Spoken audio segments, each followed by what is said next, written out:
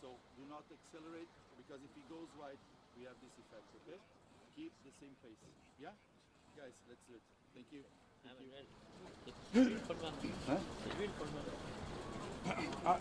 Sorry. It's what I told him, it's for you, not for him. Okay? I understood. Sorry.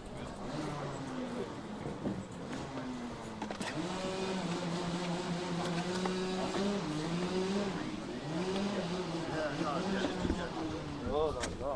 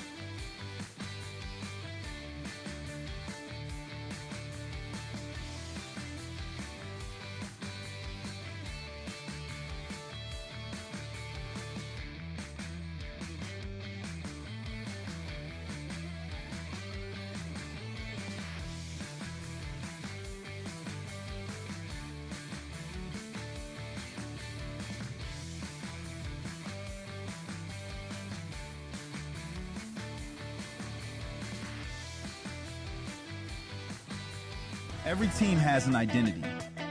Most kit doesn't show it. Wearscape Custom Teamwear. Your colors, your story, stitched into every piece. Performance kit on track, everyday wear off it. Wearscape, one team, one look.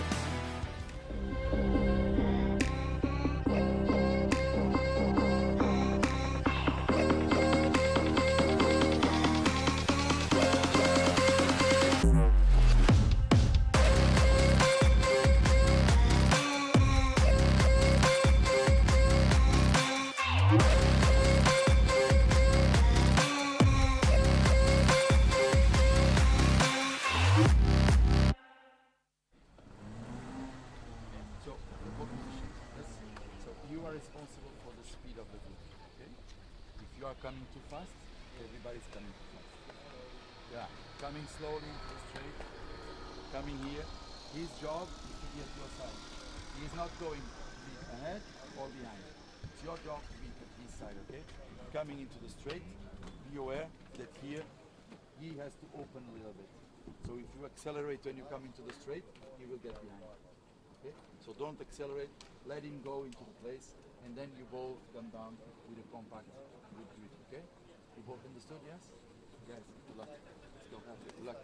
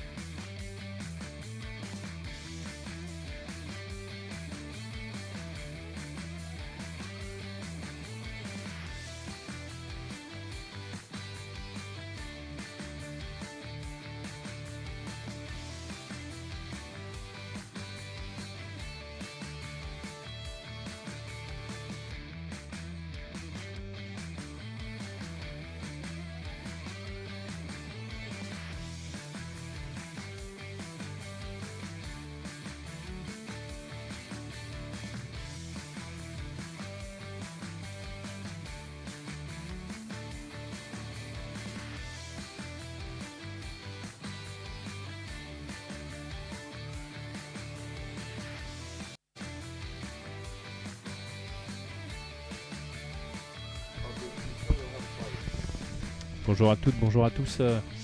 Bienvenue au Mans, ici pour cette manche RMCIT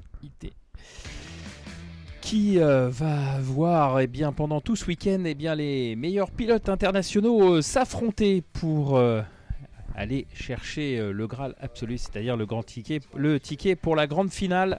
Voilà donc pour le décor planté pour ce week-end. On aura évidemment l'occasion de revenir largement sur ce qui attend tous ses concurrents pendant le week-end avec Henri Baudette qui sera à mes côtés. Il y a déjà eu 2 manches qualificatives. La dernière vient de se terminer il y a quelques instants, opposant les pilotes du groupe C au groupe F. Et dans quelques instants, on va suivre la manche suivante, la manche qualificative qui oppose les pilotes D aux pilotes du groupe E. Voilà donc pour ces qualifications, ces manches de qualification qui vont se dérouler tout au long de la matinée. On s'arrêtera aux alentours de 11h57 si tout va bien pour marquer la pause déjeuner, et ensuite on reprendra à partir de 13h30 si je ne dis pas de bêtises. Oui, c'est ça, exactement 13h30 pour de nouveau les manches qualificatives et les manches qui permettront d'aller jusqu'à 17h, un petit peu plus de 17h même en fin d'après-midi. Il y aura ensuite la présentation des pilotes, un cocktail de bienvenue à partir de 19h, et puis on rentrera ensuite dans le vif du sujet demain bien évidemment, mais on n'en est pas encore là. Il y aura évidemment beaucoup de choses à faire d'ici là. Voilà, on va suivre dans quelques instants, donc comme je vous le disais, les pilotes du groupe D opposés aux pilotes du groupe E. Comme vous le savez, à chaque fois ici au RMCIT, il y a beaucoup de pilotes engagés, donc des grilles qui sont pleines, 35 pilotes au départ dans cette manche qualificative, donc catégorie senior bien évidemment, j'avais oublié de le préciser, mais c'est bien la catégorie senior, donc 3 manches déjà bien remplies avec tous ces pilotes au départ, avec dans quelques instants sur la première ligne Arnaud Sabourin et Paul Grisel. Arnaud le 392 et Paul Grisel le 329.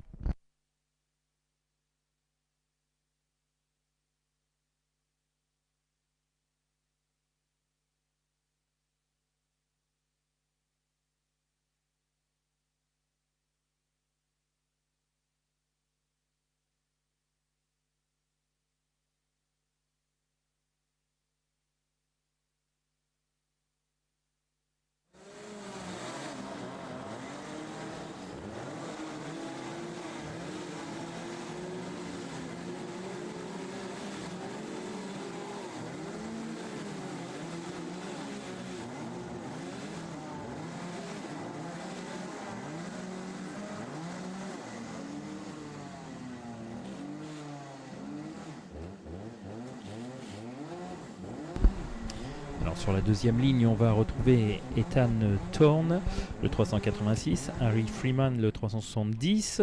Troisième ligne pour Tobias Norman, le 401, et Vivien Guyonnet, le 324. Maxence Bouillon, le 346, s'élancera aux côtés d'Arthur Robin sur la quatrième ligne, le numéro 306. Arthur Robin. Sébastien Coq, le 414, sera associé à Titouan L'Escalier, le 318 sur la cinquième ligne. Sur la sixième ligne, on va retrouver Mika Barthélémy, le 314, et Antoine Grisel, le 315. Mehdi Lassued, le 426, et Charlie King, le 374, s'élanceront depuis la 7e ligne. 8e ligne pour Lloyd Hare, le 343, et Lewis Summer, le 410. Matej Vicor, le 382, et Thomas Veren, le 399, partageront la 9e ligne. 10e ligne pour Vic Van Kampenhout et Jack West, le 360. Vic Van Kampenhout est le 411. 11e ligne pour Esteban Pichard Tortelier, le 394, et Nolan Lemoret, le 404. 12e ligne pour Charlie Nero, le 380, et Louis Fouché, le 328. 13e ligne pour Ryan Kérouz, le 373, et Louis Le Rigoleur, le 377. 14e ligne pour Titouan Aucher, le 321, et Dimitar Kolev, le 391. 15e ligne pour Paul Madio, le 317, et Kenneth Van Morker, le 312. Avant-dernière ligne pour Maximilian Lupa, le 376, et Rory Armstrong, le 361. Badis Aïssa le 371 et Gabriel Jiménez Serrano le 327 complètent la dernière ligne de la grille de départ.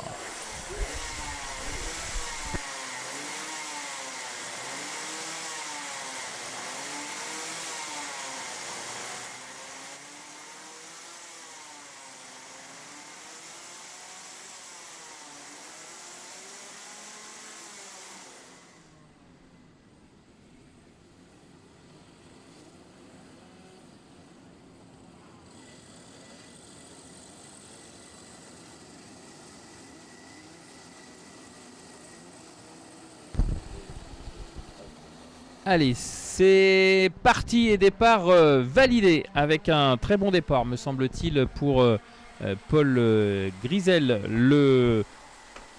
Oula, attention, là, par contre, à la sortie du premier virage, ça a été un petit peu mouvementé, mais tout le monde est passé, semble-t-il. Paul Grisel toujours recommande. Oula, attention, derrière, là, pilote qui a tiré tout droit au virage numéro 4. Et pour l'instant, c'est plutôt pas mal engagé pour Paul Grisel, mais qui s'est fait souffler le leadership. Mais il est en deuxième position. Ça reste évidemment une bonne position. Attention, attaque à l'intérieur là dans l'épingle. Et Paul Grisel qui répond du tac au tac. Et ça reste très très propre pour l'instant. Alors qu'un pilote s'est légèrement détaché. On va attendre. Hein. On rappelle que ces manches qualificatives se déroule sur un schéma identique, 8 minutes plus un tour.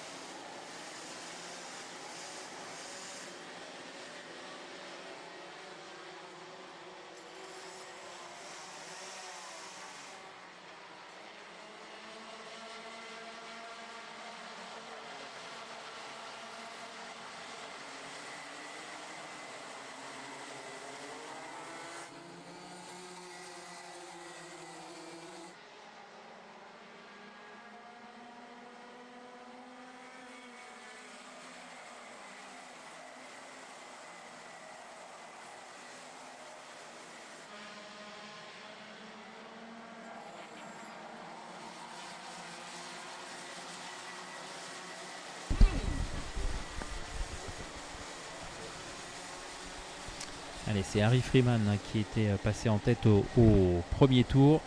Et désormais, eh bien, on va surveiller parce qu'en tête de la...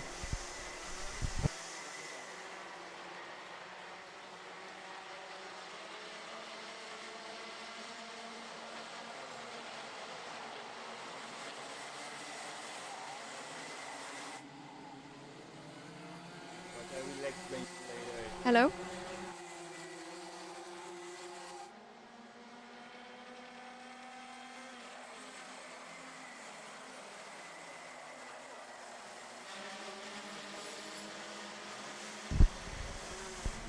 Allez, on retrouve donc les leaders avec toujours Paul Grisel hein, qui s'était fait un petit peu souffler le leadership dans le premier tour, mais qui a remis un petit peu les choses en ordre avec derrière lui Vivien Guyonnet, le numéro 324. Et derrière, on retrouve le 370, Harry Freeman. Voilà, les trois hommes forts de ce début de manche qualificative. Les trois pilotes qui sont pour l'instant roue dans roue. Et qui n'ont pas forcément... attaque à l'intérieur là pour Vivien Guyonnet qui est passé. Vivien Guyonnet qui a pris le meilleur sur Paul Grisel avec toujours Harry Freeman dans son sillage. Tobias Norman, titouan l'escalier, complète le top 5 sur la ligne de chronométrage. Et on voit d'ailleurs que les 5 pilotes... Oula, attention à l'attaque là à l'intérieur, c'était chaud. Et finalement, il s'en sort bien Harry Freeman là parce qu'il avait été vraiment menacé.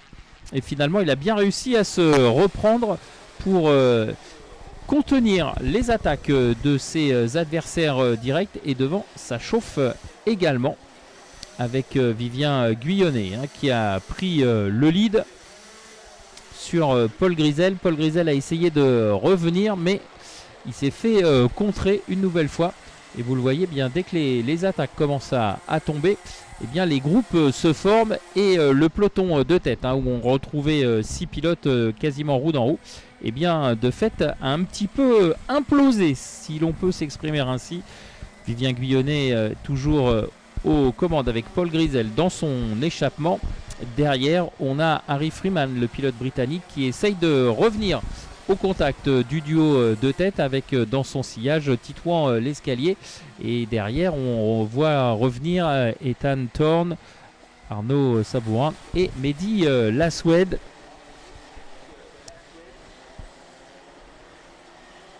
Et je pense qu'on va assister à un regroupement. Il reste encore 3 minutes 40 à parcourir, plus le tour additionnel.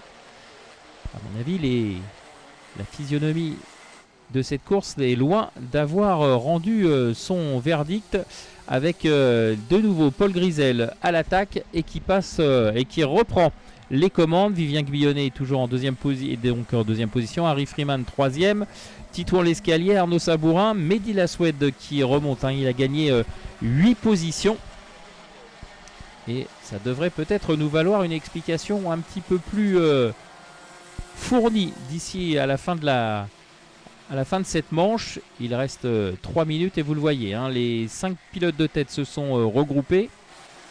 Et derrière, on a toujours 2-3 pilotes qui sont quasiment au contact. Attention, ça commence à attaquer avec Harry Freeman, notamment le numéro 370, qui prend les commandes au moment où on rentre dans la ligne droite du Technopark.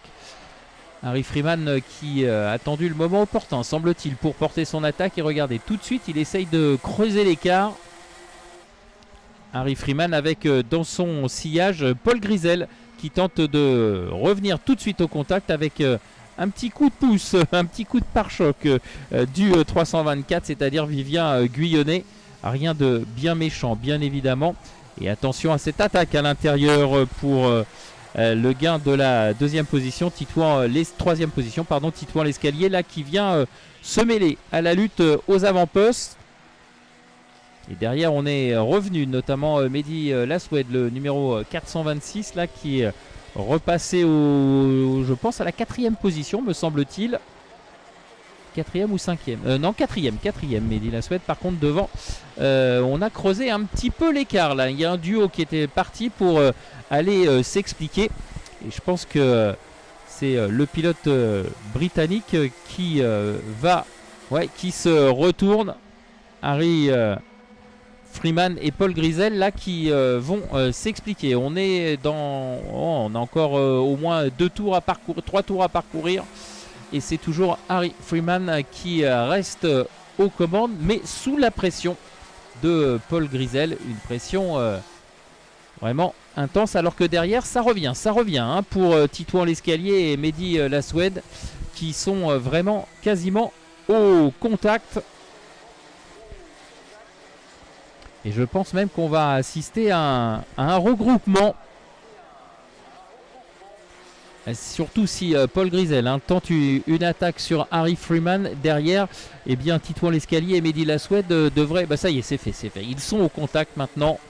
Les 4 pilotes qui vont s'expliquer pour cette victoire de manche.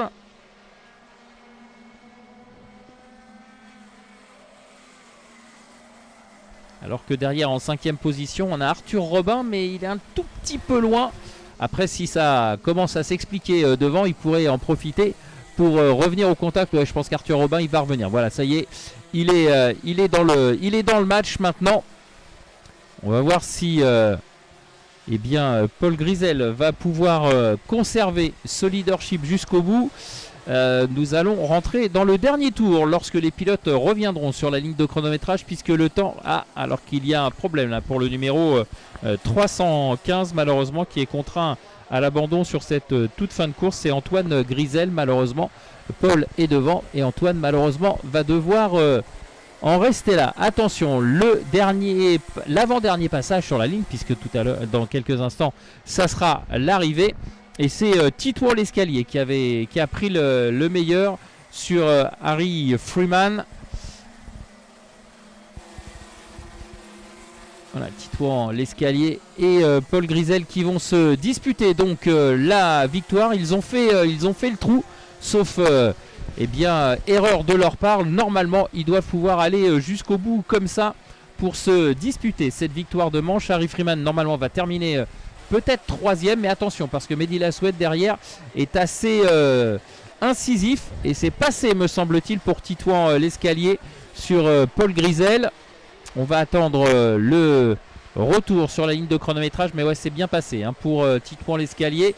Et derrière, ça s'explique. À l'arrivée derrière pour la 3e place va être très très incertaine.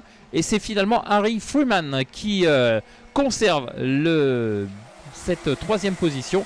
Titouan l'escalier s'impose devant Paul Grisel, Harry Freeman, Mehdi Lasoued et Arthur Revin pour le top 5.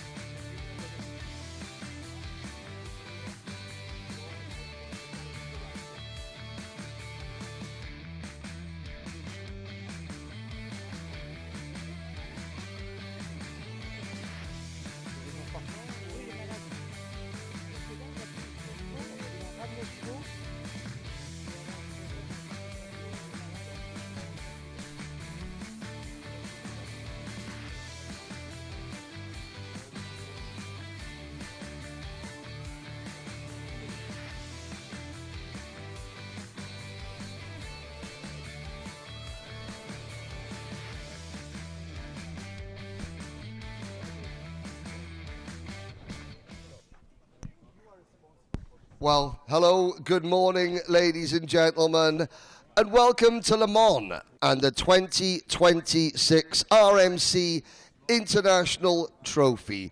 My name's Henry Baudet. Joining me, Eric Ellis. Eric, we've already enjoyed the first 3 senior Rotax races of the day, but don't panic, ladies and gentlemen. There are still 2 sets of senior heats to go. We've got over 20 races to get through today. It's going to be a very long 3 days of racing here on 3MK events. But Eric, the weather in France has been blistering. We're at the home of motorsport in France, Le Mans, and what better setting for the second biggest event in the world of Rotax racing, behind only the grand finals themselves. Yeah, for sure. It's always a big event here in Le Mans. As you said, the weather forecast was very hot during the last few days, and I can add maybe the last few weeks. And normally the weather could be a little bit cooler to this weekend. So I guess for all the staff, the pilot, the marshal, the official, it will be much more comfortable, I can say. I think so, I hope so. Well, of course, Eric and I will be joining you, bringing you all the action in both English and French from the commentary box. But of course, it's not just us two. We're 2 thorns, and there should be a Rose by about here, but she's not here. She's on pit lane. Jen Wade.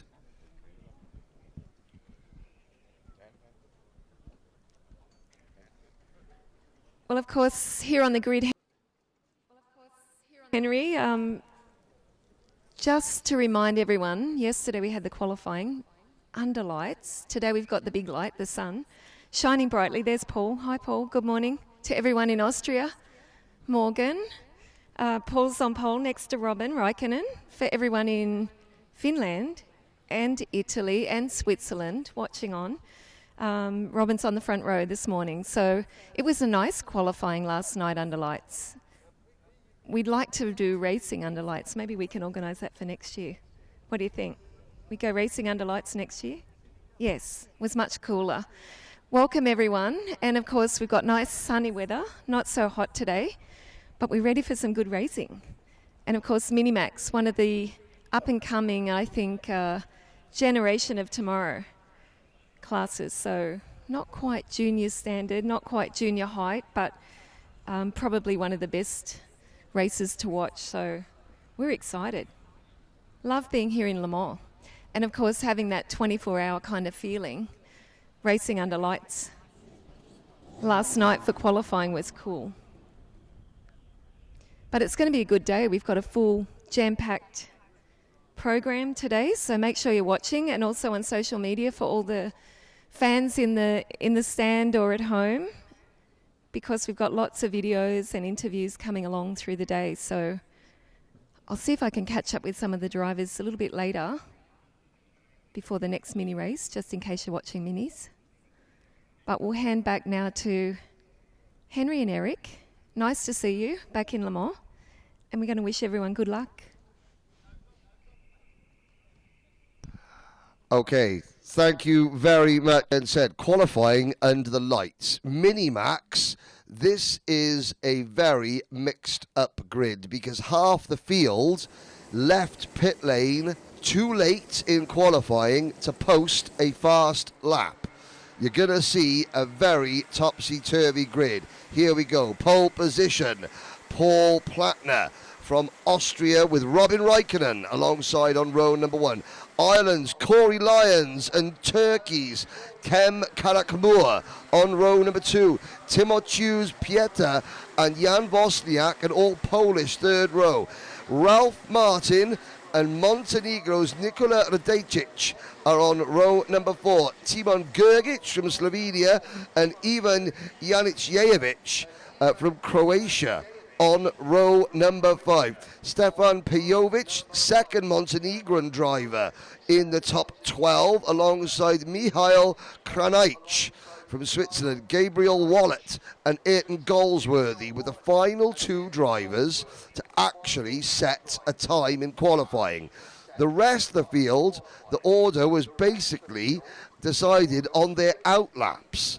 Joshua Cook, the 2024 champion, Austin Oman, then Charlie Page, the 2025 International Trophy Micromax champion, Sebastian Behrman, then Dian Singh Pahal, Arthur Farrow, Tim Hansler, Oliver Meredith, August Licabo, and Bring the Noise, Kay Schmoys, Mikhail Gottschalk, Jeremy Septier. Further back, watch for Albie J. Stubbs on row number 16. 36 Minimax drivers, 8 minutes plus 1 lap. Into the tram lines, lights are out, we are off and racing into the Virage du Restaurant curb. Good start from Corey Lyons in the number 141 kart, the Daily Motorsports kart, that wonderfully attractively liveried deep midnight blue machine up into second place. Eric Jellis, we look down as we go through the Curve des Duchon underneath the 2 trees, which is now only 1 tree because the other one got chopped down. And everyone out towards the banking without any issues. Voilà, c'est parti pour cette manche qualificative première de la série mini avec un bon départ, mais comme le disait Henry, tout le monde est passé sans encombre dans ce premier enchaînement de premier virage, et on va dans quelques instants boucler le premier tour. Je vous rappelle que tous les schémas de course seront les mêmes ce matin, 8 minutes plus un tour, et le premier tour est bouclé avec le passage en tête de Robin Raikkonen. And Raikkonen takes the lead. Last year, the number 191 kart, Robin Raikkonen, had a dreadful international trophy.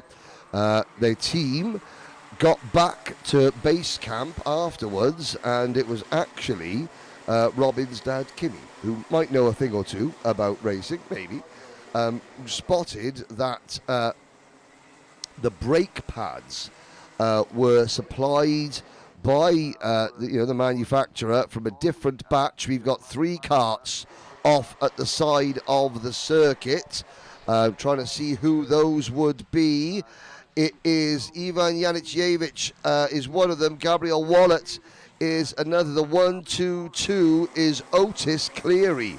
And Otis Cleary is a driver that we were thinking was going to contend. But going back to Robin Raikkonen, the materials in the brake pads themselves were wrong, and the brakes, Kimmy was saying that last year every time Robin pressed the brake, because the material of the brake pad was incorrect, it would heat up and stick to the brakes. So Robin was driving around last year with the brakes on, and but a top 10 finisher in the 2024 Grand Finals, Robin Raikkonen, as a Micromax driver, and now leading the way in Minimax, leading quite comfortably as well. Paul Plattner, Austin Oman is up 13 places from 16th on the grid to P3. There is the number 121 car, and he's already now past Paul Plattner. This is a remarkable drive from Austin Oman, who arrives at Le Mans on the back of a dramatic victory in the most recent round of the British Championship. Austin Oman, cool as you like, takes the race lead. Austin Oman qui a fait une remontée extraordinaire. Il était parti depuis la 16e position et en 3 tours, il est revenu aux commandes. Il a pris le meilleur sur Robin Raikkonen au bout de la ligne droite des stands, un intérieur sans problème, réalisé sans forcer, tout en douceur, très propre. Et Austin Oman qui est en train de creuser l'écart tout de suite sur le peloton qui est lancé à sa poursuite. On va voir ce que ça va donner dans les tours qui vont venir, mais en tout cas, grosse performance du pilote britannique, le numéro 121. Austin Oman, donc nouveau leader devant Robin Raikkonen, et en 3e position, on retrouve le numéro 193, Paul Plattner-Gerham. There you can see Raikkonen in second place, Plattner-Gerham for Craft Motorsport in third. Behind them, looking at Lyons, Josh Cook, Sebastian Behrman, Ralph Martin. Timothy Pieta. Some of the big movers that we were expecting. Alfie J. Stubbs up to 17th. Alfie Garrett to 18th. Teddy Murphy to 19th. Those three British drivers working together to move their way up from outside the top 30 into the top 20. Jack Fulbrook-Harmer has also gained 10 positions. Going in the other direction, looking down at the bottom of this, well, Ayrton Goldsworthy, Otis Cleary, both out of the race. Ivan Janicevic and Gabriel Wallet, they were involved in the incident. Now, the two Montenegro drivers that started inside the top 10, Nikola Raditic and Stefan Pijovic, they are now down to 30th and 32nd. There's the number 175 kart, Josh Cook, the Cookie Monster, a winner of this event 2 years ago in Micromax, then went on to win the grand finals that same year in Micromax. Last year, Charlie Page won the Micromax International Trophy, went on to lead the grand finals before having to retire due to an incident. Here comes Josh Cook.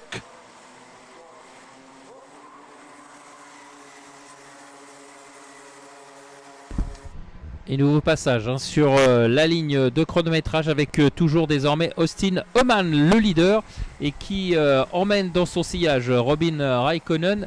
Les deux jeunes pilotes ont fait le trou. Hein. Là, clairement, il y a environ une petite seconde d'écart entre ce duo de tête et le reste du peloton, emmené par le pilote autrichien, le numéro 193, Paul Plattner-Gerhard, qui tente évidemment de faire la jonction, mais là ça va être compliqué parce que devant on s'entend plutôt pas trop mal. Hein. Eh bien Robin Raikkonen reste dans le sillage de Austin Oman sans chercher à l'attaquer outre mesure, alors que derrière, eh bien, vous le voyez avec cette attaque là au bout de la ligne droite du Technopark, eh bien on perd un petit peu de temps à se chamailler entre guillemets entre Plattner-Gerhard, Joshua Cook et Sebastian Biermann. Battle behind. There's Josh Cook picking up another position, passing Paul Plattner. And behind them, Corey Lyons. There's Corey in the number 141. A little bit of hip and shovel from Corey going into turn one. Now there is our mobile camera operative, Sergio. So all the mobile camera shots that you'll see with Jen down the grid and on track is done by WFR's Sergio Big Guns. That is his name, Sergio Big Guns. Go and check on Instagram if you don't believe me. Ralph Martin, the very first driver in British karting history to win a British karting title in an electric powered kart back in 2024 as a 2024. The Mighty Bambino champion, but he is out of the race. So if you go to Instagram, Sergio, our mobile camera op, has his own Instagram page dedicated to muscle-bound camera operatives. The hashtag is Sergio Big Guns, and this is Sergio on the camera. That's Corey Lyons in the go-kart, along with several of his friends. As we watch, the time ticks down. So the next time by, Austin Oman, who leads by 0.4 of a second, will start his dernier tour, the final lap of the race. Robin Raikkonen second, Cook third, Behrman, Lyons and Page, your top six.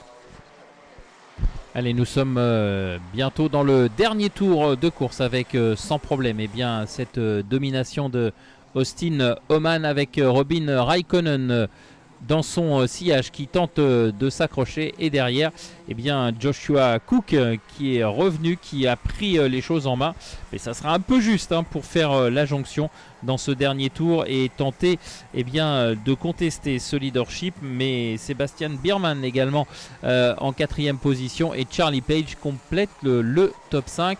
Logiquement on devrait rester sur ces positions avec une belle démonstration d'Austin Oman, clairement très rapide ce matin. Et je surveille derrière Robin Raikkonen, pas de problème. Je surveille derrière aussi pour savoir s'il va y avoir des attaques. En principe, ça devrait rester comme cela, hein. Les écarts sont suffisants pour que dans la ligne droite du Technopark, eh bien, personne ne puisse tenter une attaque sur le pilote qui le précède. Et on va donc se diriger par une victoire, une très belle victoire. Non? Ah si, ah oui, j'ai eu peur. Ouais, it was the last lap. Yes, I saw the not the finish line signal, so I was quite worried. It crept up on us. A bit like the 40-degree sunshine that's crept up on most of France the last week. Austin Oman is your race winner. Robin Raikkonen second, Joshua Cook third, Sebastian Behrman fourth, Charlie Page and Corey Lyons your top six. Paul Plattner for the front row of the grid hangs on to seventh. Jan Wozniak, Dian Singh Pahal and Timotheus Pieter your top 10. Arthur Moore, Arthur Farrow, Bring the Noise, Keish Moyes, Alfie Garrett, Suleiman Kem Karakmoor is 14th, Timon Gergic 15th. Then how about this? As we look back down the order, well, Teddy Murphy up 20 places to 16th. Albie J. Stubbs up 14 places to 17th. Jack Fulbrook-Harmer up 12 places to 18th. Gustavo Oliveira up 12 places to 20th. But it does show how critical qualifying was.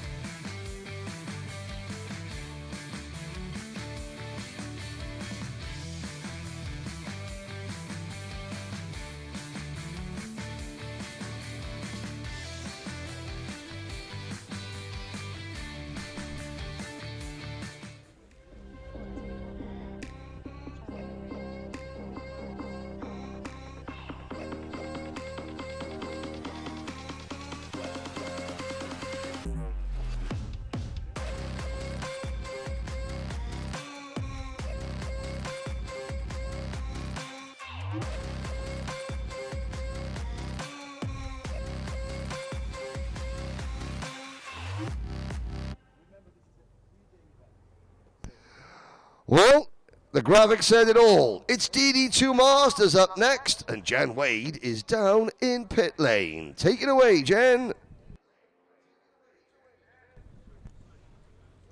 Down in pit lane, but there's a serious conversation happening with Manuel Branco, our race director, and Gabby Zugella and Jack Dex from the front row. See if I can listen.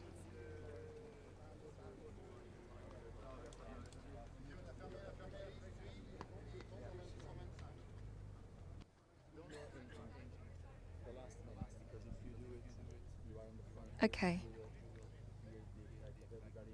So a little bit of instruction there on how to start formation lap. Keep the engine running, okay? Don't put it in neutral. Otherwise, and rev the gizzards out of it. Let's have a look. Who's here? Moritz. He's about my height, so. Here we go. Different colours, Moritz. Yes, do you think the red looks good on me? I think the red looks great. What do you think? I think it looks better on me than on my son. Okay, No, well, no. I hope, you know, on my name tag here it says S-Knopje, so hopefully it gives me 2 tenths without 10 tenths away from him. I'm sure it will. It's a fast race suit. Of course, we saw him at the front last year here. But a couple of superstars on the grid then, yourself and Sam. Maybe you can tell us what that experience was like last year in Bahrain. Oh, I don't know, Bahrain, afterwards, a couple of weeks later, people tell you, then you realize that it's quite special. But we haven't closed the book. We're still enjoying our racing, and so far it's going well. Obviously, this grid is very competitive, so let's see what happens. Now we race. Now we're going to race. Of course, Moritz and his son both won the grand finals title, which is kind of special for a dad and a son. I think the first time ever. Yes, first time ever, correct. Yeah. What to say? It's we've been lucky. Been lucky, but it's been a long time coming and many, many years racing. How many years now? I don't know, I can't remember. I'm almost 54, so I'd say 30 years. Okay, we're going to let you jump in the cart. Good luck. And get out of the way of the mechanics. So, Henry, there we go. Superstars on the grid. Jack Dex in the front row, of course, almost won the title last year, came really, really close. Gabby Zagella, our Argentinian driver, I just get out of the way. Now, of course, last night, we have to say in the football, Gabby, Argentina through to the final. So I think he's probably the happiest guy in the paddock right now. And of course, Jack lining up, our pole sitter, British driver on the front row. And of course, he's racing at the front also for many years. So all the drivers here are over 32 or over years of age. And of course, many of these drivers have come through the ranks of Rotax Racing. It's not only about being a master in racing, it's also about having so much experience, the depth of this class. And of course, when we get to the grand finals, it's some of the best racing. So really nice grid. And of course, as you go down through the grid, Eric and Henry, you'll see some of the names we know are familiar with Rotax Racing as well. Okay, we're still waiting on just one of the carts to go on the grid.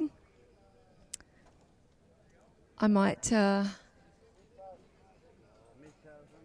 have a chat here with one of our mechanics.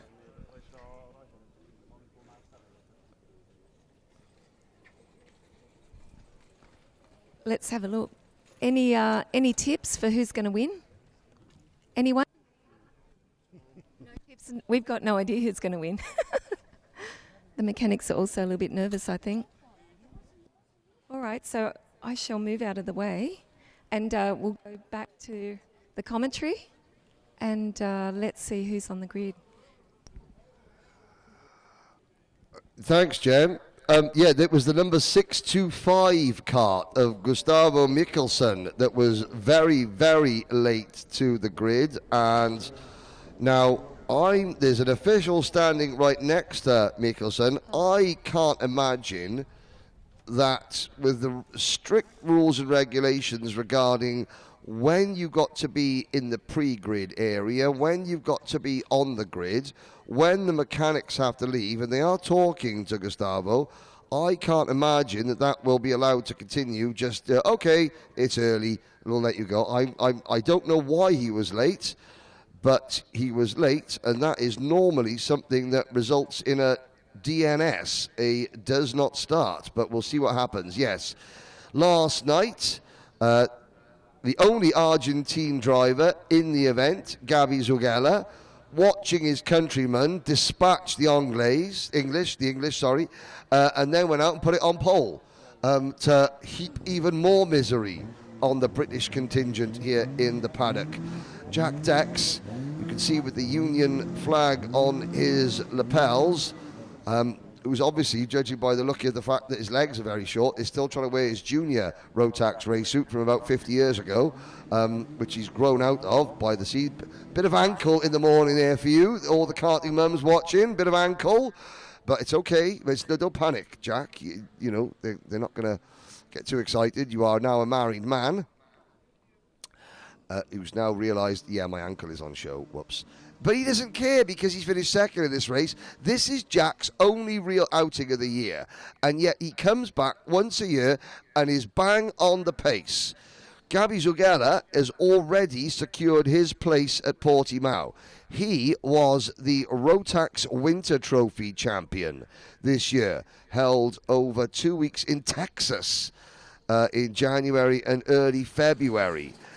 So Zugella, this is all just bonus track time for Zugella, getting used to the European tarmac. Will try and claim another podium finish. Here is your full starting lineup. Gabi Zugella and Jack Dex on row number 1, Nicholas Clay and Alex Fielenbach on row number 2, Maxime Gravouet and the reigning E20 Masters champion in Rotax, Maurice Knoppers, who spoke to Jen earlier. They're on row number 3, Jerome Schwab. In fact, is Dex on pole position? My grid is the wrong way. Then Ricardo Romkima and Charles Sagan. Antoine Antier, Vivian Cusack-Pico, Gustavo Mikkelsen, if he's allowed to start, and Christophe Capitan. The showman, Harold Watson, Roman Monge, Jimmy Chaumier, Jamie Billings, the son of Ron Billings, who starts back in 25th. Then it's Steve Vermeulen, Peter Guitai, Andro Pertot, Morten Jensen, Chen Hui Lee, Olympios Mavromichaelis, Ron Billings, Yishen Chu and Jan Vonzenok. 27 Masters. A very impressive field. One ticket, as is the same in all classes.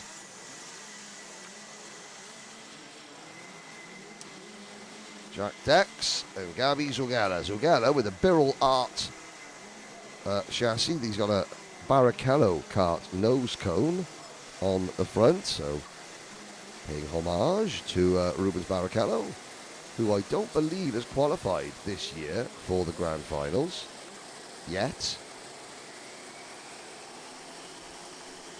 Into the tram lines, and DD2 Masters heat number 1 is underway. It's a good start from Dex.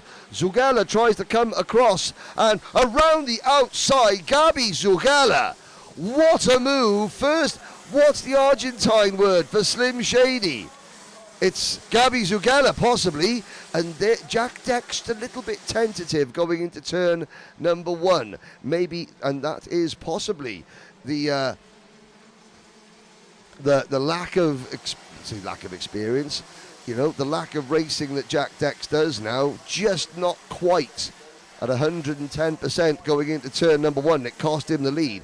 Into third position, that is the Tony kart of Nicholas Clay, the number 602, the Belgian driver, and Clay gets a good run. Zugella a little bit tardy through the Virage de Technopark, and here comes Jack Dex on to the start-finish straight. Zugella realises the game is up. Clays is on the rear bumper of Dex. And a spin. The 674 Maurice Knoppers, hands in the air to tell the drivers behind that he has spun. And that is a spin, an unaided spin by the reigning E20 Masters champion, the current DD2 Masters champion in the United Arab Emirates. And Maurice will be going to Portimao representing the black and gold Falcons of the UAE team. And, just as well, he's already secured his ticket because he's plumb last at the moment after that spin. Luckily, everyone else was able to avoid Maurice, and he continues in 27th and last position. Across the start-finish line is now Dex. And Gabi Zugella has fallen back to 4th position behind Alex Fielenbach. So Fielenbach now up into P3. Zugella 4th through turns 3. This is the curve des Duchamps. 2 turns bend, that the 2 trees curve. This is turn 5 and 6. Through turn 7 and 8, the chicane. Then the kink at turn 9. The banking is turn 10. Out of turn 10 through 11 and then 12. This right, left, onto the Technopark straight, into Virage to Technopark. And now here we go into Pitts Bend, out of Pitts Bend, onto the curve there, the Virage Grandstand, the Grandstand curve. This is the curve, the Virage Restaurant. Out of turn 2, up this short straight towards 3. And I have to say the lead group getting bigger and bigger, because behind Clay's in second, Phelan back in third, Zugella in fourth. You've now got Maxime Gravaway, Charles Sagan and Alexandra Gravaway. I am yet to decipher whether the two Gravaways are related. Alexandra for Kart Pro Racing and Maxime for also the Kart. I would imagine there's a possible relationship, her family tie between the two Gravaways for the Kart Pro Racing team. On to the start-finish straight. Dex, with 5 minutes of this race to go, now leads by 0.3 of a second. Zugella, after that electrifying start, now finds himself slipping down the order. Oh, and he now gets tagged by the number 626, the Sony car of Charles Sagan. Pops Zugella through the air. Going into turn number 3, Sagan unhappy that Zugella turned in on him, but Zugella will say, I didn't know you were there. You weren't alongside me. I'm not Marty Feldman, and I don't have eyes pointing in 97 different directions. And that eliminates 2 potential contenders. Not from the overall chances of victory, although it will now be a lot harder for both drivers, because Sagan is down to 13th position and Zugella is down to 21st. Nicholas Clay and Alex Fielenbach closing in on Jack Dex.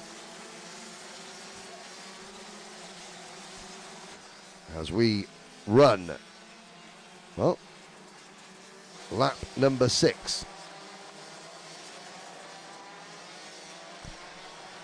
Out of the banking, through the flip-flop section, onto the back straight. The Technopark straight into Virage Technopark. Now Pitts Bend. Dex aboard the ultra-familiar MS Kart. Jack Dex Racing has run that MS Kart for well over, a decade in the UK. Jack has, he's the only team in Rotax Racing in the UK that runs an MS Kart, and it's always been a contender in the hands of Jack Dex. All his team drivers, they get that Czech-built kart working exceptionally well, and it does surprise me why. Well, it doesn't, because in the UK you tend to just follow the leader, do what everyone else is doing, don't have a mind of our own. let's just think, is that quick? We'll all drive that kart. Jack Dex has decided, no, I am going to engineer, work on, develop and learn the MS kart in all conditions, on all tyres, on all tracks, with all engines. And as a result, any Jack Dex racing kart that goes onto the circuit, they're all going to be an MS machine, but they'll all be very, very quick, because Jack and his team have spent the time learning the chassis. They haven't just gone, we're not that, and there's feeling back. They haven't just gone, it's a bit hard, let's just get an OTK or a KR. No, they have worked really hard, and the results, as you can see. Allez, Jack Dex qui mène pour l'instant cette manche qualificative de la catégorie DD2, DD2 Master, et on voit que les choses s'animent un petit peu sur ce quatuor de tête avec côté français, Maxime Gravouille qui est revenu en 4e position et qui va certainement essayer de prendre peut-être une place à Alex Fielenbach, le pilote allemand. Nicolas Claes, le pilote belge, est toujours dans le sillage de Jack Dex, mais pour l'instant, pas d'attaque de la part du pilote belge, alors que pour Maxime Gravouille, ça y est, c'est passé me semble-t-il, ouais, à l'intérieur, non pardon, autant pour moi, c'est passé mais il a été contré tout de suite par le pilote allemand Fillenbach qui reprend cette troisième position, mais ça commence à chauffer entre les deux pilotes et évidemment on va perdre du temps sur les leaders et ça va permettre également, me semble-t-il, eh bien, au numéro 694 qui n'est autre qu'Alexandre Gravouille, eh bien, de revenir au contact des deux cartes qui sont devant lui. On va donc assister à une belle bagarre là pour les accessites et pour la dernière marche du podium virtuel de cette manche qualificative. Well, Maurice Knyoppers has retired. Obviously decided there's no point running around in 27th and using my tyres. I may as well finish 27th and not use my tyres. So Maurice, well, it's going to be hard for the reigning E20 Masters champion, but not impossible. Gabi Zogela is fighting back now. He is into 18th position. Charles Sagan up to 11th, but still, as the clock is about to strike zero. Oh, and what's this going on?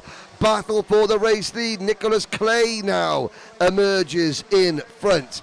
Jack Dex has been passed, and Jack was briefly down to third. Alex Fielenbach, then Maxime, the two grab-aways. Maxime and Alexandra. Maxime grab-away in the 6:03. Alexandra grab-away in the 6:94. Last lap has begun with Nicholas Clay from Belgium now leading. Allez, le dernier tour emmené désormais par Nicolas Claes, le pilote belge, avec dans son sillage Jack Dex bien évidemment et Maxime et Alexandre Gravouille qui sont revenus dans la bataille. Attention à ce dernier tour, on peut aller chercher une belle position mais aussi on peut tout perdre. Attention de ne pas tout compromettre. Out of the banking, Clay's now beginning to stretch his legs on that Tony Kart chassis. Nicholas Clay, well, his countryman Carl Cleribo has already qualified for the E20 Masters Grand Finals. Here comes Nicholas Clay. What a great start to the International Trophy for Belgium. And he takes the win from Jack Dex, then Maxime Grabaway, and followed by Alexandra Grabaway, Alex Fielenbach, Vivian Cusack-Pico, and what a return, Ricardo Romkima to 7th, ahead of Gustavo Mikkelsen, who seemed to be allowed to just race as normal, even though his kart appeared on the grid as everyone else was set to go out. There must have been a special reason for that, that he got dispensation from. I can't imagine that the French officials down in Parc Ferme, after being extremely officious yesterday, certainly in terms of the medical consent forms the drivers had to sign. There was a mad scramble as the ACO suddenly said if the drivers haven't got their medical consent forms signed, they can't go out and qualify.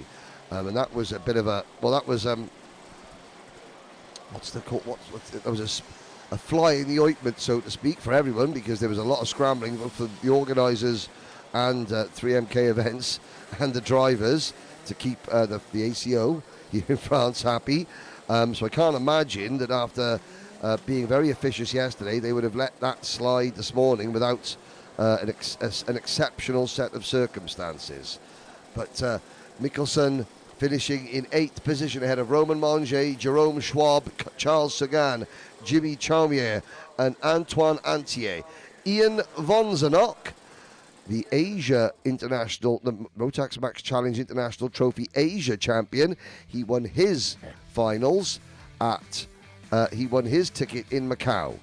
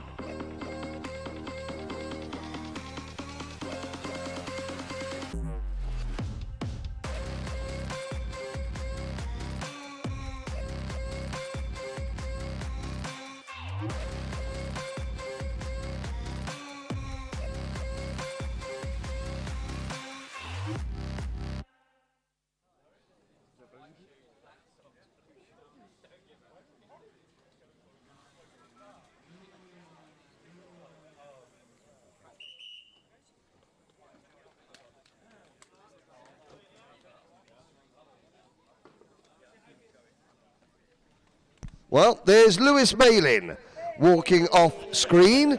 Lewis is a brand new dad. And when my son was about 6 weeks old, Lewis raced at my home circuit, and Lewis's dad put my son Henry in Lewis's Minimax kart. And I've got an amazing photograph as a memory. And now Lewis is going to have an amazing photograph because he's about to speak to Jen Wade. Congratulations. Thank you. What's his name? Her, Ruby. Oh, it's a little girl. Sorry, I thought he said little boy. So, racing, future racing driver or No. mechanic? No, golf or football. Oh, I don't know. After last night, I'm not sure if there's a bit of politics there, but, you know, I'm not sure if football's the right choice. What do you think? Yeah, maybe she can redeem England. Maybe she can bring us back. Maybe. Anyway, we wanted to ask you, your driver, of course, you're not at home with the baby, but you're here with Alex. How's it, Ben? How's it going? I'm going good today with the names. Too many kids here. I've got nearly 400 to remember. Henry's much better at this. He's got notes. Yeah, here with Ben, going off grid 9. It's going okay. We're getting there, chipping away at it, hoping for a good race. And you're getting more sleep here? No. We had an interesting timetable though, but it allowed everyone to race, so it's good. Okay, Yeah, timetable's been interesting, hasn't it? good luck. Thank you.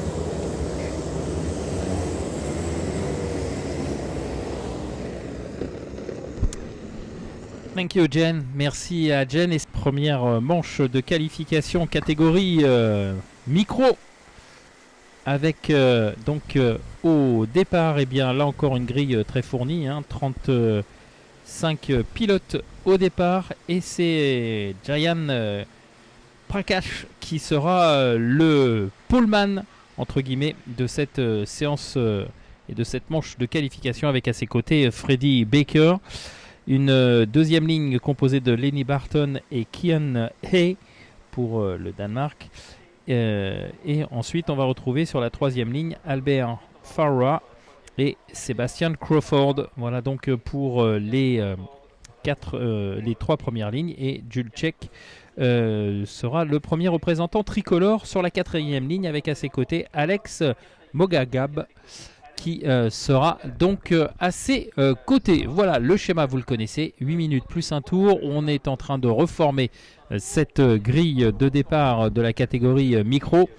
Et dans quelques instants, donc, le départ qui sera donné sous l'impulsion de Jaran Prakash, qui sera donc le leader de cette procédure de départ. Yes, J.M. Prakash, Freddie Baker. Freddie Baker, the Rotax Winter Trophy champion, already looking to go to his first grand finals, as will most of these drivers, if not all. Well, not all. Alex Noah Moghabgab in kart number 3 has been twice representing Lebanon, but now racing under the US flag. And they're into the final corner. Prakash, Baker, Lenny Barton, Kian Hay, Albert Farrow, Seb Crawford, Jules Shech, Alex Noah Moghabgab, and it's a false start. And go around again. Now I'm looking down the order. And so we are not. We've got 34 drivers on circuit. It looks as though Super Marjan Djokic from Montenegro will not go out, and that is a crying shame, because 2 years ago, Super Marjan Djokic, who's got one of the best t-shirt designs I've seen out of any driver, it's a cross between Marjan himself and Mario, a Super Mario Kart. 2 years ago, he was the very first driver from Montenegro to ever race at the International Trophy, and since then he has been the conduit. He's the OG. He's still the young G of the Montenegrin karting fraternity, but there are now 2 drivers in Minimax from Montenegro. But Marjan, who is still of Micromax age, he was coming back for his 3rd grand finals, and well, the Djokic family they have had no luck this year with karting because they signed to a team in the UAE to do a round of the UAE Rotax Max Challenge at the Dubai Kartdrome and then the Dubai O-Plate. The team, I will name them because they need to be named for warning, named Axel GP.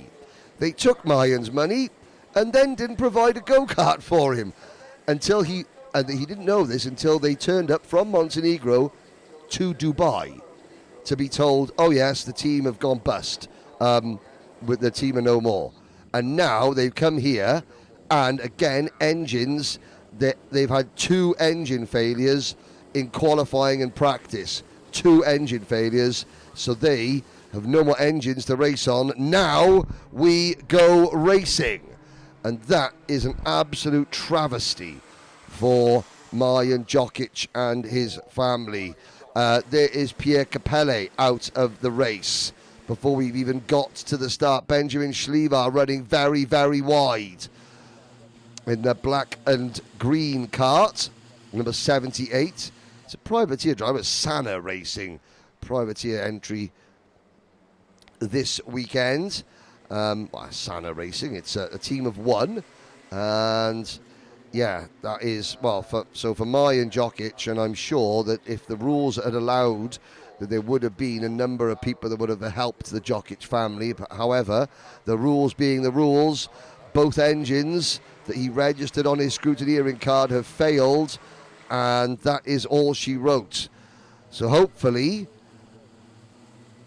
Super Marjan can somehow enjoy the rest of this event, although it is an absolute shame that he will not be out racing unless some miracle can happen and they can maybe get another engine builder to, because I got a feeling they're not going to be using the one that they've got already.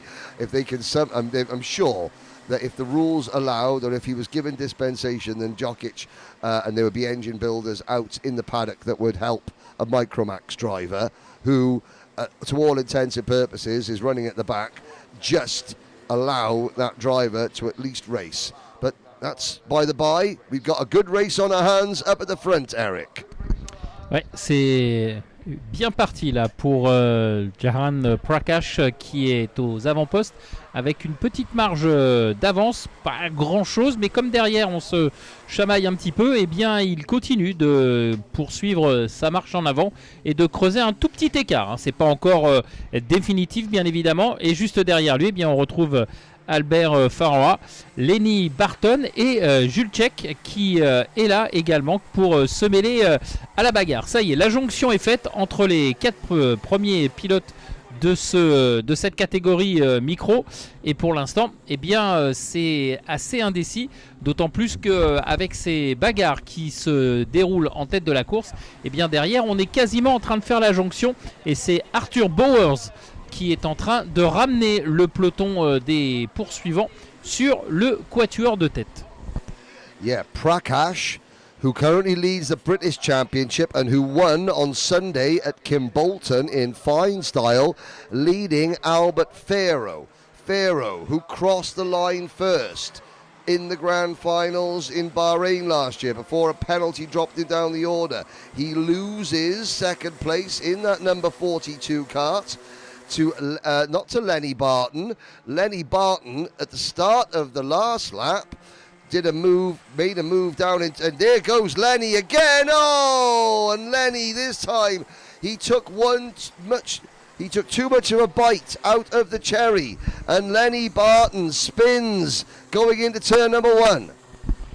Lenny Barton qui malheureusement est parti à la faute dans le premier virage et qui a perdu pas mal de temps.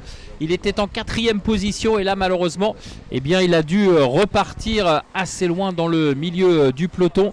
C'est dommage. Heureusement il n'y a pas eu de dégâts, donc il a pu reprendre la piste bien évidemment, mais loin du groupe de tête auquel il appartenait, et de fait eh bien, ça a totalement désorganisé le groupe de tête, puisqu'on se retrouve avec un pilote largement détaché, Jahan Prakash, qui va certainement repasser ici. Et oh, il y a quasiment 1 seconde et demie d'avance, me semble-t-il, pour le pilote. Ouais, 1 seconde 421 millième très précisément sur Dulcek, le pilote français qui mène la chasse. Mais attention, hein, il a été attaqué derrière avec donc tout est à refaire là pour... Ah non, c'est bon, il a réussi à conserver au moment où il repasse devant nous.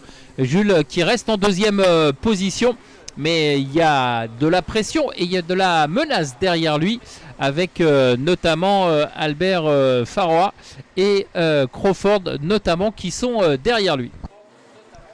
Well, we have got 3 minutes to go in this race. Prakash continues to lead. I think it's about time that we said a quick hello to the great and the good watching. Hello to Yanis. Yanis Karkushis from Latvia, the organizer of the Latvian Rotax Max Challenge. There's a good battle. No Latvian drivers in Micromax in the International Trophy this year. And that's Alex Noah Mugabgab in the number 3 kart, who's having a storming drive. And he's up into second place now, is Mugabgab in that bright red crash helmet. Oh, getting pushed every which way but loose going through turn number 1. Hi to Matt Nibbers, Isaac Nibbers. I will perform a welfare check on Aaron Yo, Sebastian Clark's mechanic, whose England bucket hat last night was looking somewhat forlorn at the end of the football. And hello to... What else have we got? There was no lie-in this morning. We just had a brief production meeting that lasted the first hour of yes. Here we go. Battle of the race lead. You know me. I'm an early riser. Never late. Here's the battle for 4th place. That is Jules Schech in kart number 4. Losing a position to Albert Farrell. Arthur Bowers in the number 99 kart. The KR Sport number 99 is next. And then it is Elias Zoji. Zojic, and there goes Schech. The Zozi, Zajic. I will get that name right. The Czech driver in kart number, oh no. Kart number 67.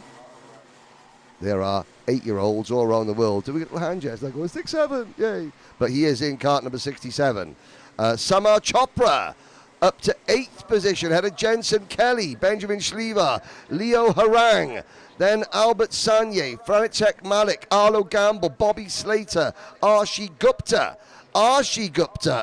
the young lady, up into 16th position. Now, she's being coached by David Bell Chambers, and, well, up 9 positions. I would imagine that Arshi at the moment has got one sock that is almost off. One sock that is fully on still, because we're only 16th, but one sock that is, almost off, because she's gained 9 places. Allez, on rentre dans ce qui va être l'avant-dernier tour avec toujours cette avance considérable pour le leader Johan Prakash qui a profité tout à l'heure de la du petit incident de course avec ce tête à queue du numéro 47 Lenny Barton, me semble-t-il, au premier virage, qui lui a permis de se détacher du groupe de poursuivants. Et derrière, c'est la grosse bagarre pour les accessites. Alors que on passe sous procédure de drapeau jaune avec... Oula, attention, là, ça double, là. Il va falloir ralentir. Ouais, alors que tout le monde revient là à la bagarre, mais non, il faut il faut ralentir. Et du coup, a slow flag. Sorry, full course yellow. There is a driver off at the banking, and I am trying to see who that is. It's red flag. It's a red flag. Red flag is out. There is a driver in the cart at the top of the banking. Adam Al-Sheikh has not come round. It's Adam Al-Sheikh is retired after another terrible problem in the race. He had a spark plug went down in qualifying, and it is the young lady from Denmark, Chloe Flora Marling Sorensen, who is with the officials, and that is a red flag with, well, just as the race was about to end, so that will be a confirmed result. So, an early finish, a slightly early finish. We finished a lap early. Jayan Prakash, Alex Noah Mughabghab, Arthur Bowers, Sebastian Crawford, and Elias Zajic, followed by Georgette, Albert Farrow, Samar Chopra, Benjamin Schlever, and Leo Harang. I'm not sure this standing is correct because it's one lap before. Of course, it'll go one lap back. Thank you, Eric. So I get for the leader for sure it's okay because he was 3 second point 9. Yes, so Jayan Prakash is so it's okay. not a problem. But after there was a big fight in between Mogagab, Bowers, Crawford, Zajic, and Czech. I don't know which standing we will have, but I guess this one, the last one, is not the correct one. Voilà, donc drapeau rouge hein, avec cette sortie de piste et ce pilote qui est resté là à l'extérieur du banking. On n'a pas pris évidemment de risque du côté de la direction de course et c'est bien logique. Alors évidemment le résultat qui est actuellement sur les écrans est pas forcément le résultat définitif puisque vous le savez lorsqu'il y a une procédure de drapeau rouge, eh bien on prend le classement au tour précédent la présentation du drapeau rouge, donc le groupe de chasse derrière le leader hein, qui était très largement détaché, à savoir Jayan Prakash qui avait 3 secondes 9. Et donc on va voir ce que ça va donner au niveau du classement définitif de cette manche micro. Allez, on revoit les meilleurs moments de cette course.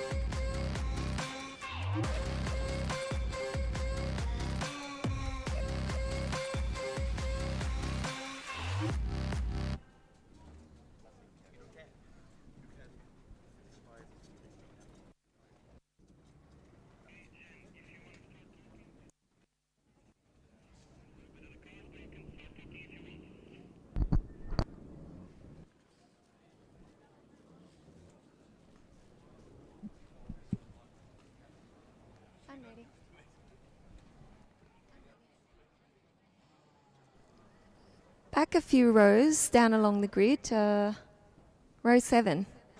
I've stumbled upon last year's RMC Grand Finals winner, Minimax. Hi, Tom. How are you?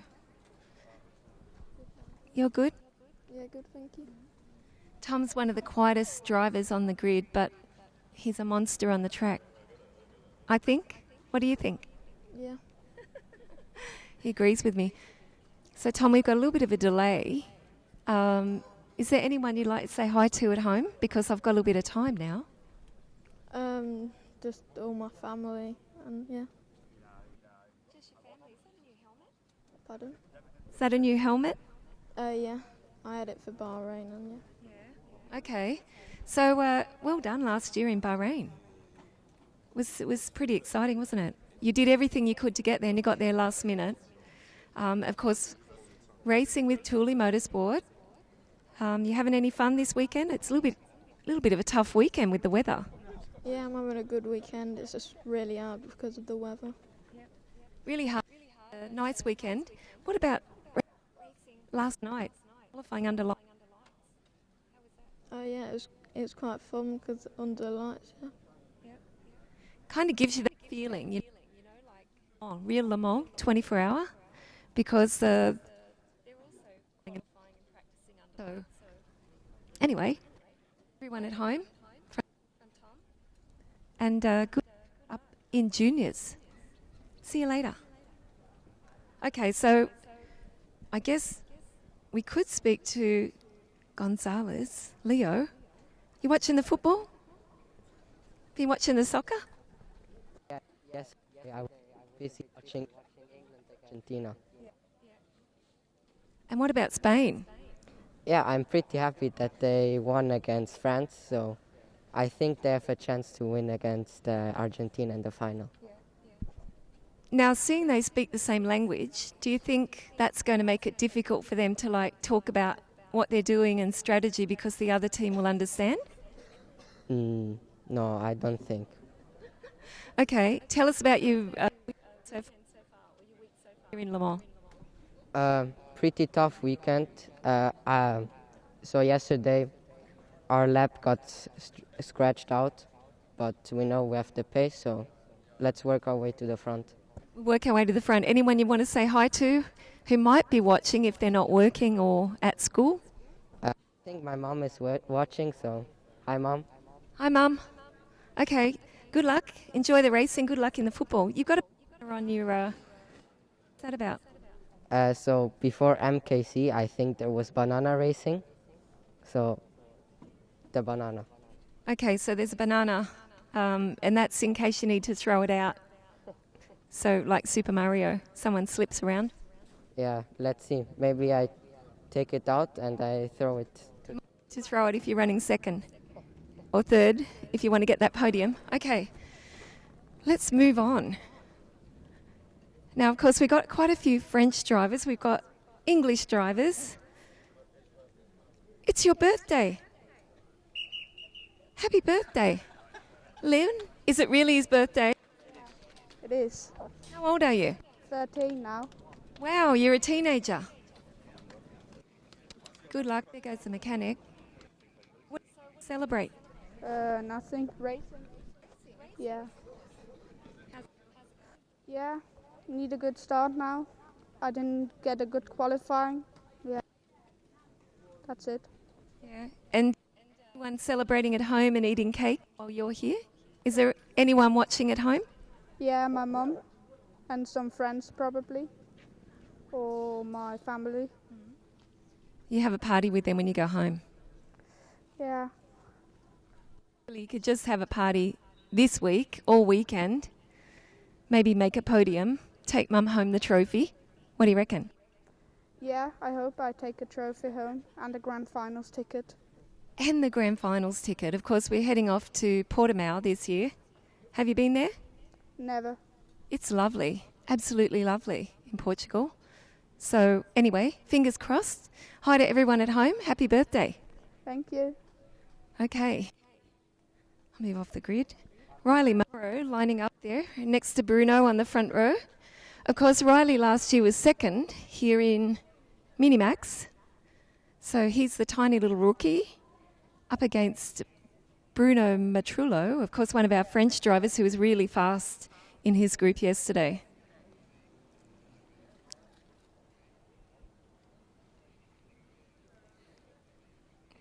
Okay, almost ready to go, counting down for the green flag. If there's anyone else with a birthday on the grid, we have to find out. Well, Jen, I can tell you that there is, because Blake Southern is 16 years old today. We'll catch up with him before one of his senior races. But it's versus Group C on circuit. Chloe Marling-Sorensen is with the medical team in the ambulance. And we will give you an update on Chloe as soon as we can. Here, though, is your starting lineup. Bruno Matrullo, Riley Murrow on row number 1. Tren Van Malik and the reigning Grand Finals Junior Rotax champion Mahos Masinas. On row number 2 for Lithuania, Maxence Leblay and Mikael Grantins, the only Norwegian driver here this week. On the outside of row number 3, William Nielsen, Philip Hansler, Luan Seidel, Ryan White, Leo Gonzalez, Mathieu Andre, Tom Reed, Joao Maria Pereira, Matisse Huard, Gabriel Giacomelli, Marcel Metzi, Thibaut Mercier, Jente Moonen, and Harry Taylor round out your top 20. Jensen Walker and Floris Schenkenberg, followed by Mia Skibby Engstrom, Leonard Costa, Roslan Syria Isa, a young lady from Algeria, then Arthur Gwedson, Teddy Zwayak, Aidan Hammond, Milan de la Cement, Kalawan Balabananov, then Tian Vensneva, Milan Goitra, Maya Benzama, and watch for Mick Clinkers. Fastest in qualifying. Technical exclusion. Clinkers starts from the back. This is going to be good. Eric, they're into the tram lines. You'll have to excuse us. We're both enjoying the treat from Eason Seng's father up here in the commentary box. The Taiwanese apple and pineapple cakes, which are very, very nice. But we're off and racing. Et c'est parti avec un très bon départ du poleman Bruno Matrullo qui va conserver pour l'instant sa position de pointe à la sortie du premier virage. Bruno Matrullo qui emmène tout le pack de cette catégorie junior pour les pilotes qui s'affrontent actuellement en piste, à savoir les pilotes du groupe B face aux pilotes du groupe C. Bruno Matrullo donc qui emmène ce peloton. Ça va être très disputé bien évidemment parce qu'il y a encore une fois une grille totalement complète, 35 pilotes au départ. Il y a eu un petit accrochage là du côté du virage des deux arbres. Et attention à cette attaque au bout de la ligne droite, ça semble être passé, oui, c'est passé. Changement de ligne. Ah, contact entre les leaders, ouh là là là là, ça a fait un petit peu de dégâts. Alors je ne sais pas qui était derrière Bruno Matrullo et qui a tenté de le dépasser. On va... qui est reparti dernier? Well, we've got a new leader on track, and that is it now a KR Sport? No, second. The two leaders are clear. There is the third place. It is the number 205, the human highlight reel himself, Riley Murrow, who has the lead. Bruno Matrullo down to second. Ryan White has had a spin. The Scotsman for the Hunter Motorsport team. He's dropped right down the order. He was running in 10th position, but the top two, Riley Murrow and Bruno Matrullo, are clear and pulling away. Ouais, très nettement. Riley Murrow et Bruno Matrullo qui ont profité un petit peu de ce chaos dans l'avant-dernier virage pour reprendre le cours de la course et creuser l'écart avec ce petit tête à queue et cet accrochage dans le peloton de tête. Et de fait, eh bien, les deux pilotes, un peu à l'image de la course que l'on a suivie tout à l'heure, il y a quelques minutes en micro, eh bien, suite à cet accrochage, les deux pilotes ont fait le trou. Et là, clairement, s'ils s'entendent correctement et s'ils ne se disputent pas la victoire trop rapidement, eh bien, ils vont aller comme ça jusqu'au bout, hein. Derrière, ça va être compliqué. Évidemment, Luan Seidel, le pilote suisse, tente de mener la charge, hein. C'est lui qui menait le paquet sur la ligne de chronométrage.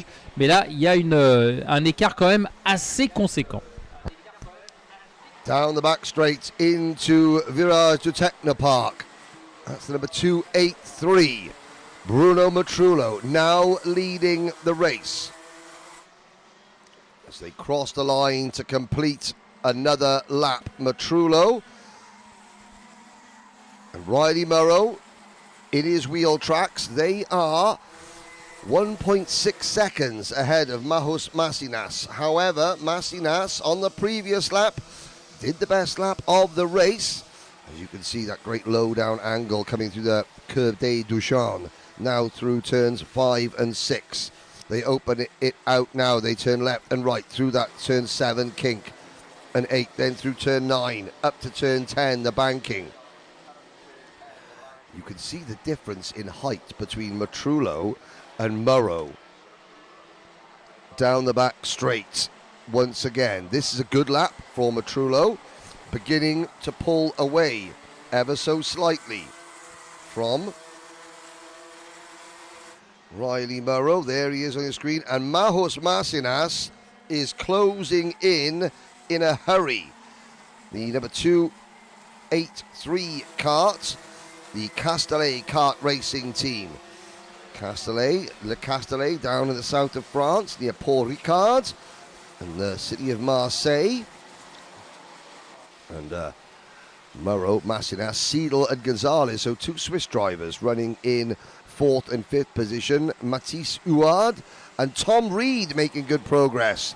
Tom Reed up in the 7th position for the Thule Motorsport team. Great to see Thule Motorsport driving at the sharp end of international racing again. And Tom Reed ahead of William Nielsen, Tren Van Melk, Mathieu Andre. But here are your two Swiss drivers, the MKC number 254 of Leo Gonzalez, holding off his countryman Luan Seidel in car number 233 for the KR Sport team. Nouveau passage en tête, hein, de Bruno Matrullo qui a accéléré un petit peu la cadence, qui avait creusé l'écart sur Riley Murrow. Et il fait bien le français, hein, d'essayer de porter son effort maintenant pour creuser l'écart, parce que derrière, eh bien, Mahus Masinas est en train de revenir à vitesse grand V. C'est lui qui vient de réaliser le meilleur tour en course, 56-222. Et finalement, eh bien, le duo de tête va se transformer en trio.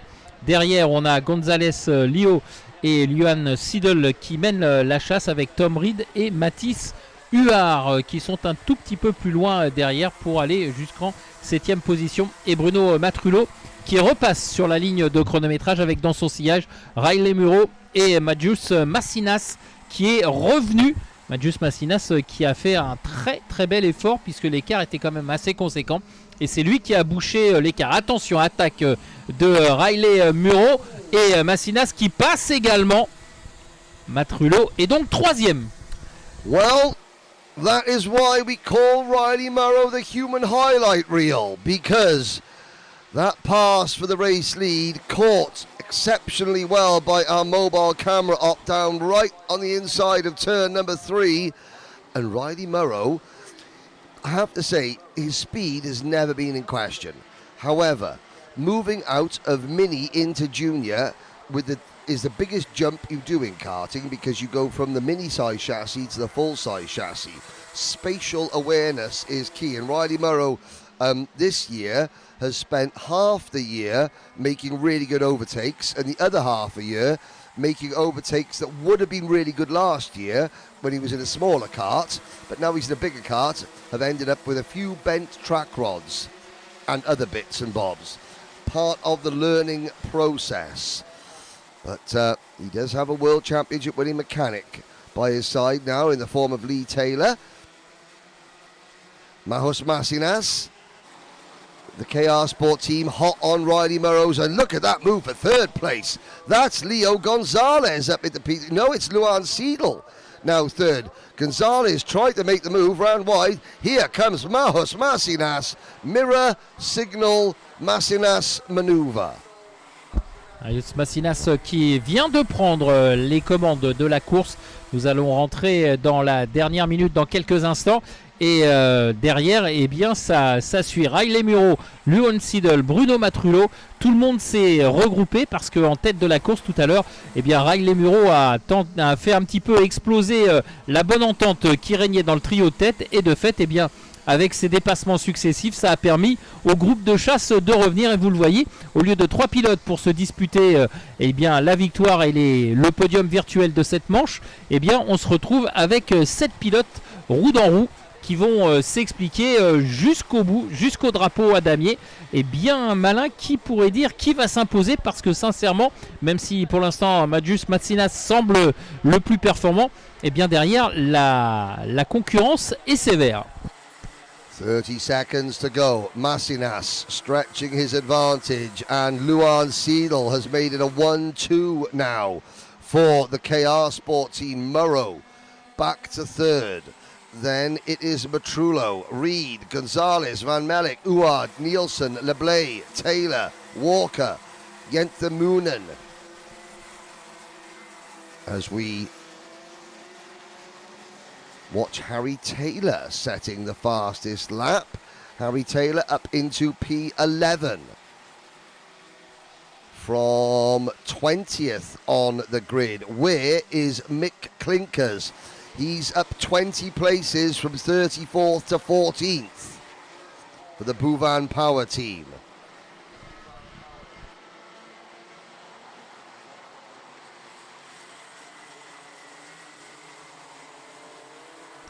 The clock has struck 0. Last lap board goes out. They cross the line. Masinas does a quick check over his shoulder. He knows he doesn't need to defend. Murrow in the number 205 Sam Pollitt racing machine is looking aggressive. He's going to try and make a move coming into turn number 3. Yes, yes, no. Not quite. Oh, and he has to back out of it. Well, okay. That is a sign of progress, believe it or not, because 2 months ago, Riley Murrow would have stuck that move and there would have been an accident. But now he's learning, okay, that's not going to move, not in a full-size kart, and backs out. Yes, he's lost a couple of places, but he is still in the top 10 and running with all 4 wheels still attached and pointing in the right direction.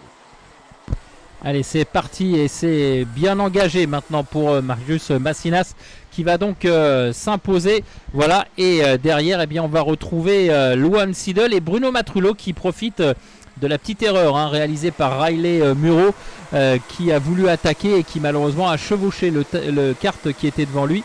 Et du coup, il s'est écarté, ce qui a profité à Bruno Matrullo. Riley Muro, donc 4e. Tom Reed, 5e. Mathis Huard termine 6e. Mathis qui a remonté 9 positions. C'est l'une des meilleures remontées de cette course. William Neeson termine 7e. Gonzalez Lio, 8e. Harry Taylor, 9e. Et Maxence Leblay termine 10e. 3 Français dans le top 10 dans cette manche de qualification junior. Well, Majos Masinas, the quest to double up and repeat as the Junior Rotax Grand Finals champion. If he carries on like that, who would bet against him? Jacob Ashcroft tried doing it last year. Narrowly failed, coming second in the final to Masinas.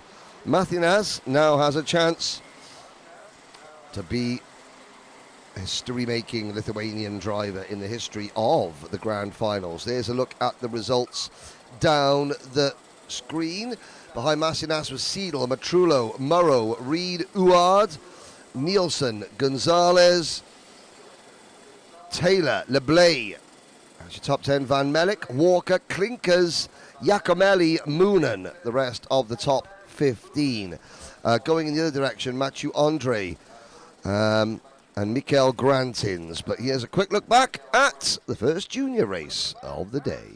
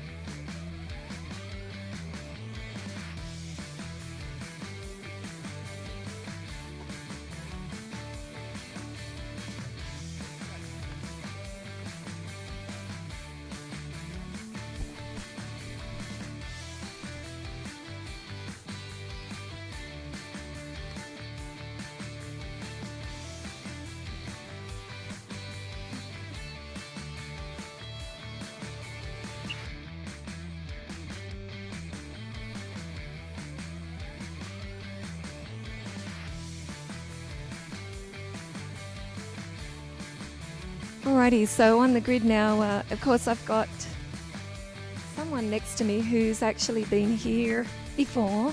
Albie, what's it been like?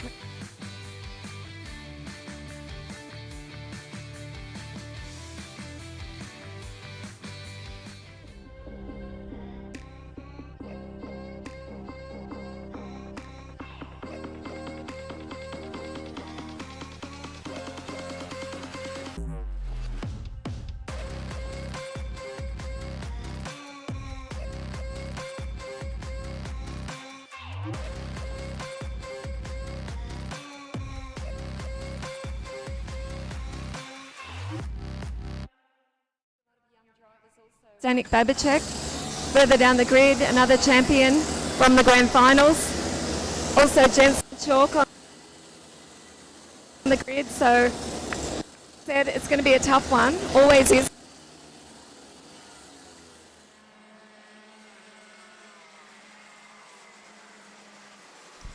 Well, thank you, Jen. Speaking to our polls, Albert will lead a 32-strong junior grid. This is Group D and Group E, with Carsten Sewer from France, Stanley Stafford from the UK, and Martin Soltis from Slovakia on the second row of the grid. Krzysztof Kila from the Czech Republic, Louis Ratcliffe, Theo Battisti, Marcel Popacool, Denny Babicek, Mia Zanki, Turhan Erin Unludogan from Turkey, Charles Ural from the mountains. I'm joking.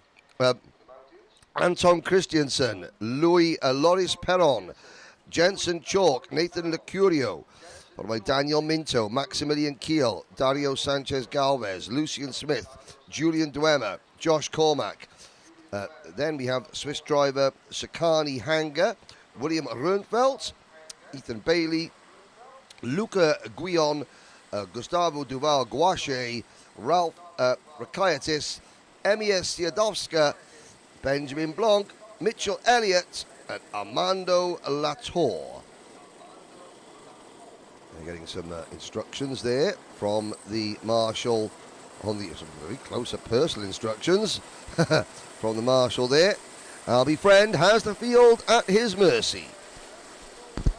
Allez, c'est peut-être parti pour la junior. Oui, départ validé pour cette deuxième manche junior qui oppose les pilotes D du groupe D aux pilotes du groupe E, et Carsten Sewer sur la première ligne qui s'est fait un petit peu déborder là, un petit peu bousculé par les pilotes qui étaient derrière lui, et notamment Martin Soltis et Stanley Statford, me semble-t-il, les deux pilotes qui étaient sur la deuxième ligne, qui ont réussi à prendre le meilleur sur le français qui était en première ligne, et Albert Friend normalement est toujours aux commandes de ce premier tour. We head down the back straight on lap number 1. Albert Friend showing the rest of the field a clean pair of heels. There's one of the Hunter Motorsport karts, Stanley Stafford, defending second place, getting his line wrong through the pit corner, and that's going to cost him second. It's going to cost him third. Here comes the Sodi kart, and around the outside to take second place, Krzysztof Kila in kart number 262. Good move from the KMS Europe driver to take second position ahead of Theo Battisti. Battisti on the Sodi kart, and now we've got a whole traffic jam behind them, the 263. Look at how quick Denny Babicek has made his way up towards the front. From the fifth row of the grid, P9, Babicek is in the middle of that hornet's nest, heading down the back straight for the Dan Holland Racing team into Virage du Technopark. It is very interesting to see how many of the Dan Holland Racing karts, and there's another one of them, the 246, that is Turhan Erin Unludogan, Unludogan.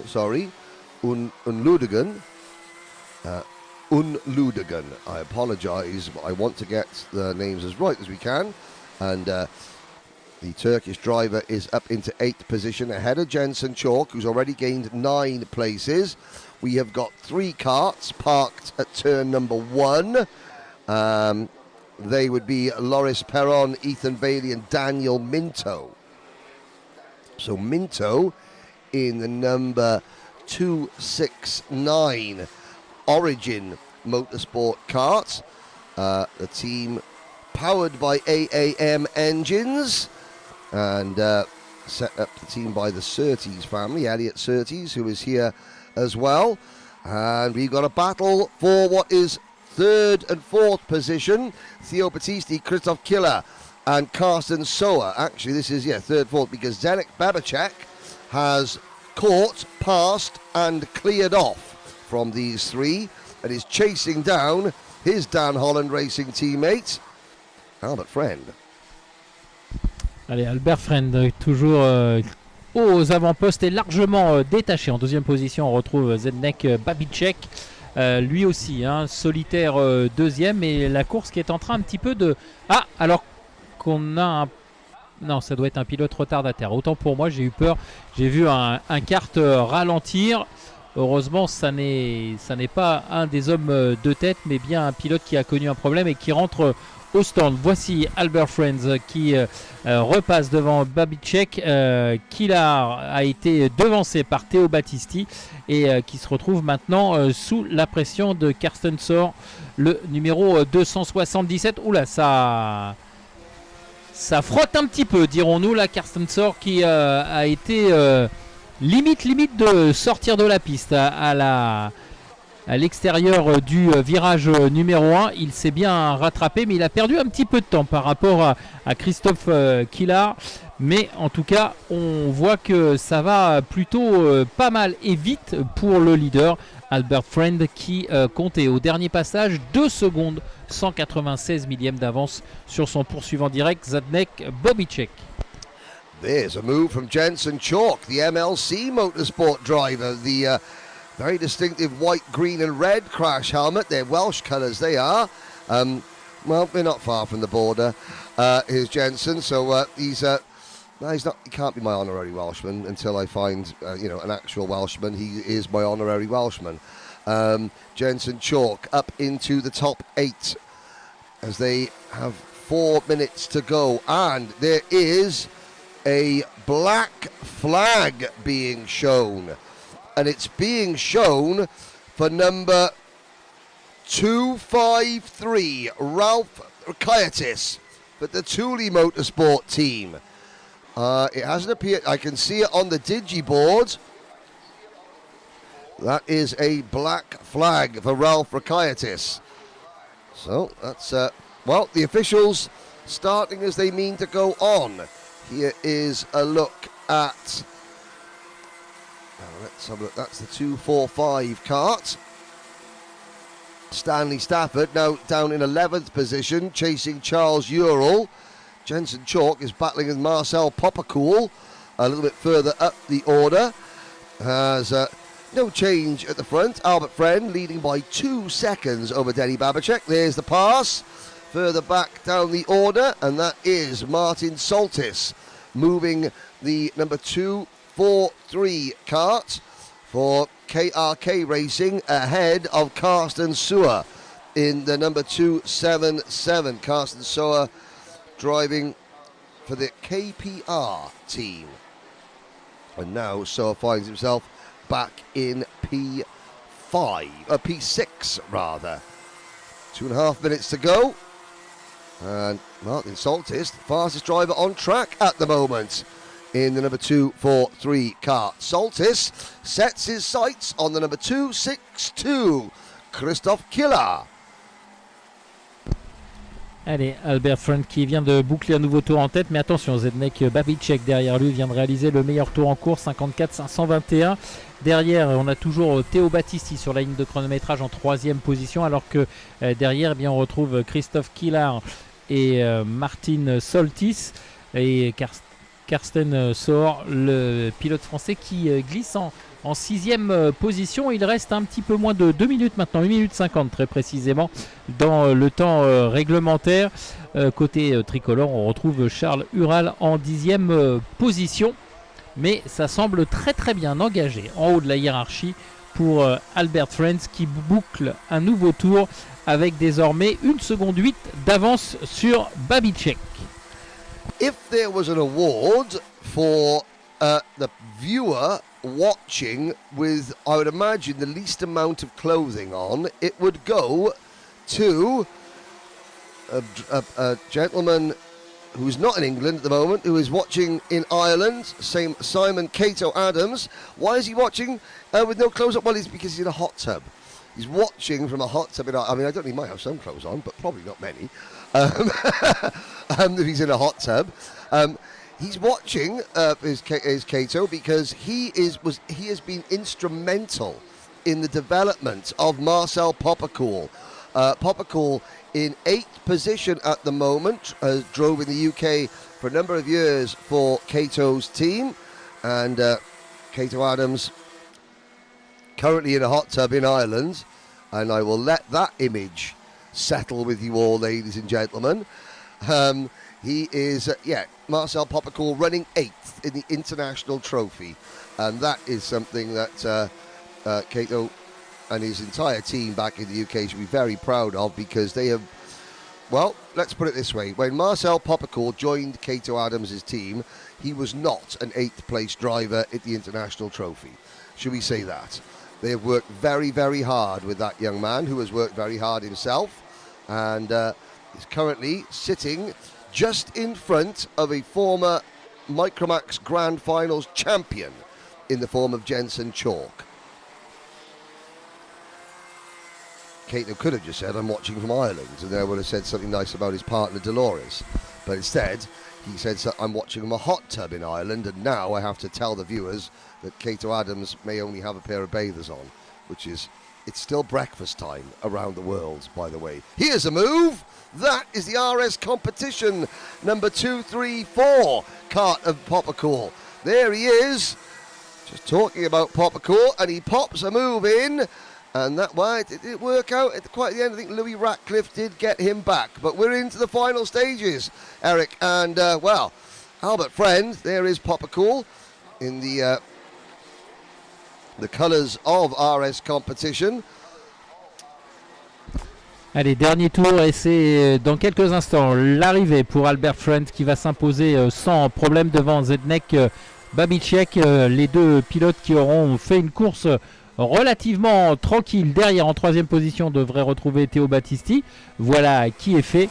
Et Christophe Killard termine en 4e position. Et Karsten Sor termine donc 5e. Et Martin Soltis qui a perdu beaucoup, lui qui était dans le groupe de chasse pour une lutte pour la dernière marche du podium virtuel de cette manche de qualification. Et bien finalement, il termine, Martin Soltis, à la 12e position. Well, I have to say, I love that live chat for sports broadcasts are generally, risky, because you never know what people are going to post, and we want to keep this very clean. We want to keep it respectful, ladies and gentlemen. This is an international event, so please let us know who you're cheering from and stay as positive as possible. However, as I was just observing the live chat, somebody posted a message that wasn't meant for the live chat. So whoever just posted, they've deleted it now, but the message was as this: Mum's let me go in late today so I can watch some of the qualifying heats. Well, I hope that you weren't lying, whoever that was, who was very quick to delete their comment. And I hope that your mum has actually let you stay in or go in late. I'm imagining you're supposed to be in school and or college, whoever that person was. But I did like that. That was good. And it was a case of, whoops, wrong group. So, yeah, please keep the live chat flowing. keep it nice and respectful. This is a global event, and we want to reflect the global nature of this event by having voices from all over the world, wherever you're watching, from home, classrooms, or even hot tubs. Please keep your comments coming in.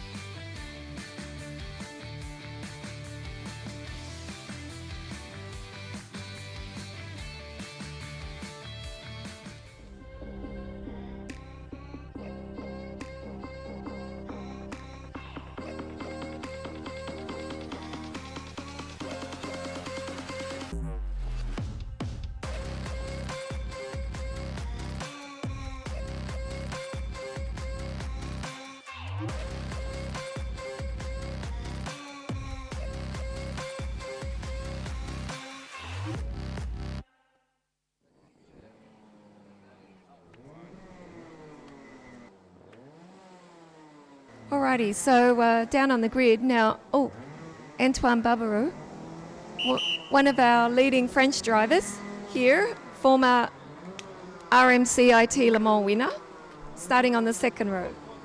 Starting on the first row, pole position, Stan Pex, someone that a lot of people may not know. He's the team boss, actually. Every year we have team bosses racing. Stan is actually the team boss from SP Motorsport. Hi, Stan. I don't want to hold you up. Well done. Congratulations, pole position. Thank you very much. And we're ready to race. Ready to race. Of course, not old enough to be a master, but on this very track, his brother actually won World Championships, FIA World Championship.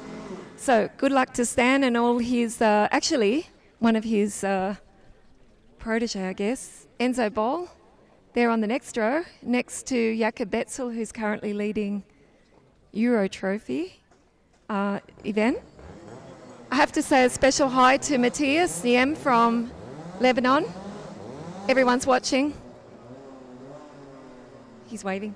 Can't hear me. And of course on row 20, Hamza. Now his dad, the only driver here from Qatar, his dad is nervously watching at home. I think he's usually at the race. He's not here this weekend. But if you're watching, we know you've got Jeffrey with you. That's his good luck charm. So hi to Hamza, only driver from Qatar, P20. And of course, this is a star-studded grid. Of course, on the front row, the team boss. And of course, behind him, we'll see if his teammate slash junior driver, Enzo, is able to catch him.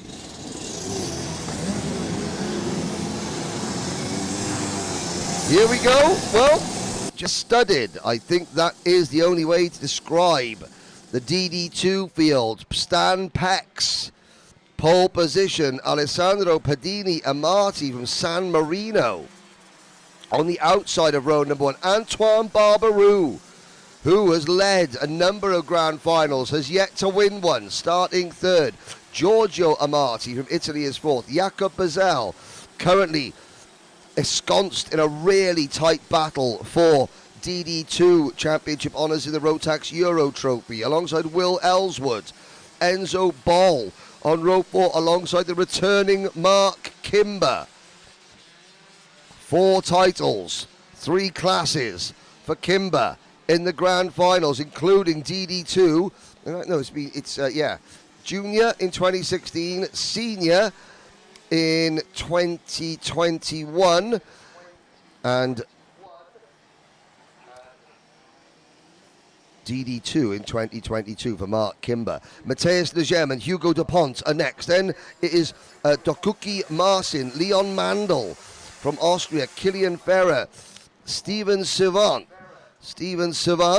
Got a couple of stories about him as the week progresses. And Hamza Hashisho, Jen mentioned, so Hamza's dad Hassan has come to every single one of Hamza's races since Hamza started racing back in December 2024.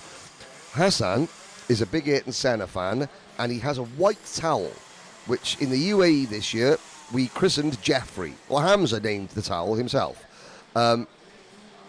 Hassan does not let go of the towel while Hamza is racing. Well, Hamza, the towel is in Qatar. You are in France from 20th on the grid for Qatar. A full, 34. This is half of our DD2 field. Rotax's ultimate class, Eric Tellis, is about to go racing. Et c'est parti. Voilà, départ validé avec Stan Pex à l'intérieur qui va tenter de conserver son leadership. Il est attaqué à l'extérieur par le pilote qui était à ses côtés sur la première ligne, Alessandro Pedini Amati. Oh, ça s'est touché là à l'intérieur du quatrième virage, pardon. Et ça reste pour l'instant en place pour les 3 premiers. Derrière, ça bouge pas mal, mais tout le monde est passé sans encombre. Oui, quasiment. Voilà. C'est lancé, et donc c'est lancé avec Stan Pex qui donne le rythme. Well, Stan Pex has done just about everything in karting that there is to do. Jen referenced his brother, Jorrit Pex, who was a world champion here at Le Mans. Stan, for all his experience, however, has never fully raced. Oh, and there's a problem for one of our leaders slowing down, coming out of the pit chicane. Pex leads at the end of lap number 1, taking to Rotax karting like a duck to water. Barbarou and Amati. That is Giorgio Amati, not Pedini Amati. Pedini Amati, Alessandro Pedini Amati was the driver we saw going very slowly. Alessandro has dropped from 2nd on the grid down to 28th, and I think is about to retire. So mechanical issues early. Now, Stan Pex meet Antoine Barbarou. Antoine Barbarou meet Stan Pex. Giorgio Amati just playing a waiting, watching game in that number 548 Infinity Racing kart. Allez, on retrouve 3 pilotes qui se sont légèrement détachés avec Stan Pex qui était le poleman, et Antoine Barbarou qui est bien revenu depuis la deuxième ligne, qui est dans son sillage avec Alessandro Pedini Amati en 3e position. Giorgio Amati donc qui a perdu le gain de cette 2e position en raison de l'attaque d'Antoine Barbarou. Mais pour l'instant, les 3 hommes roulent de concert. Pour l'instant, on ne fait pas d'attaque intempestive. On essaye de creuser l'écart sur le reste du peloton. Et le groupe de chasse est emmené par Will Eastwood. Well, behind Ellswood is Mark Kimber up into P5. Kimber on a Lando Norris chassis, the number 536. For the Jan Darms racing team, according to the program. So, and there is a problem. That is the 541 kart. That is Hugo Klabots, the Sheepers Racing Service driver from Belgium. Now, people have asked me, because it is spelt Sheepers Racing, it is spelt SCHEP. And then it says, Henry, is it not Shepherds Racing? But I've asked, and it is Sheepers Racing, and as a Welshman, I never forget a sheep.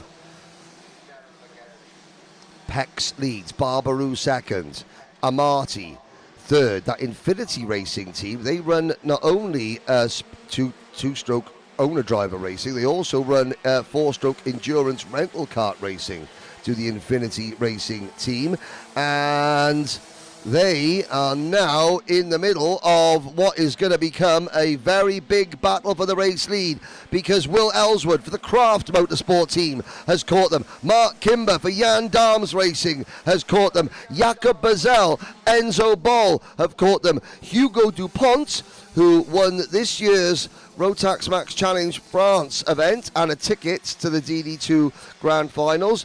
Dupont is 8th.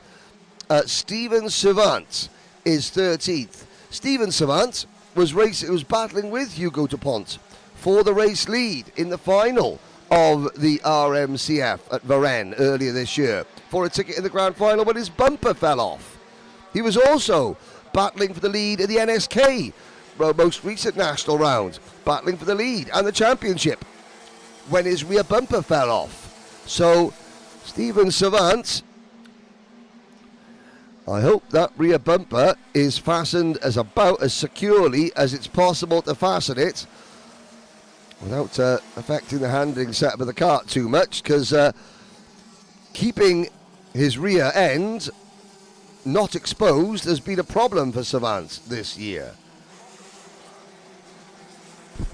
Allez, en tête de la course, on pensait avoir assisté au regroupement, mais sous une nouvelle impulsion de Stan Pex, eh bien, le trio de tête est reparti à creuser un petit peu l'écart. On retrouve toujours Antoine Barbarou en deuxième position et le pilote italien Alessandro Pedini Amati pour la deuxième place. Voilà, il vient de passer Antoine Barbarou au freinage de la ligne droite du Technopark, et il a même pris le lead désormais. Il a pris le lead sur Stan Pex. Amati donc en deuxième position, Pex deuxième et Antoine Barbarou toujours troisième, et Mark Kimber qui mène la chasse toujours avec derrière lui Hillswood, Enzo Ball, Jakub et Hugo Dupont en 8e position actuellement sur la ligne de chronométrage. Et attention, parce que Giorgio Pedini Amati est en train de s'échapper doucement mais sûrement.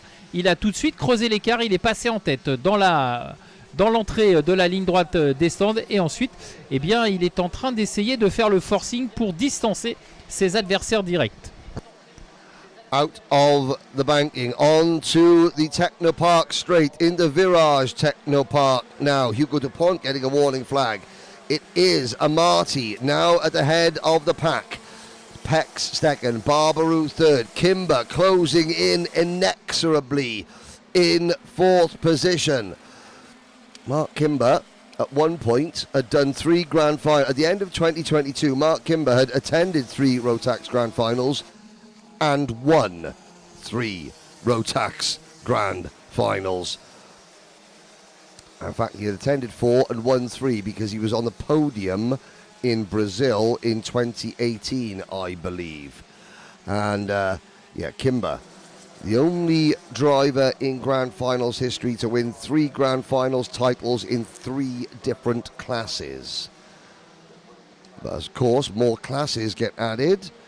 That is a chance for records to be broken, but at the moment, no one is looking like breaking it anytime soon. Kimber trying to move, well, he's already second on the all-time Rotax Grand Finals winners Hall of Fame, behind the one and only Cristiano Morgado. And you can see Kimber having a look, backing out of it. Barbaroo now having a look. This is getting very, very close. Eric for second. Ouais, Stan Pex là qui a failli partir à la faute. Il a escaladé le vibreur avant l'entrée dans le virage des 2 arbres, et il a bien failli perdre le kart, ce qui a permis à Antoine Barbarou de revenir au contact. Et Antoine Barbarou maintenant qui essaye eh bien, de prendre le meilleur sur Pex, mais Pex qui défend bec et ongle. Et de fait, eh bien, en coupant ses trajectoires, il permet surtout à ses adversaires de revenir, puisque pour l'instant on avait un duel. Et là maintenant on se retrouve avec quasiment 4 pilotes roue dans roue pour s'expliquer pour la deuxième position. So let's see how Stan Pex copes with some of the best in DD2 racing around the world, sitting right on his exhaust pipe through turn number 3 into Curve de Duchamp. On this, 30 seconds ago, they're going to come back and it should be last lap board this time around. They'll head to the banking for the penultimate time. Pex withstanding the pressure. Barbarou made a move, and now Barbarou has got to really be careful, because if he moves offline to try and pass Pex for second, Kimber is there into the Kimber now having to defend. This is going to give Barbarou a little bit of breathing space. Will Antoine Barbarou notice that he has time? Yes, he does. Looks over his shoulder there.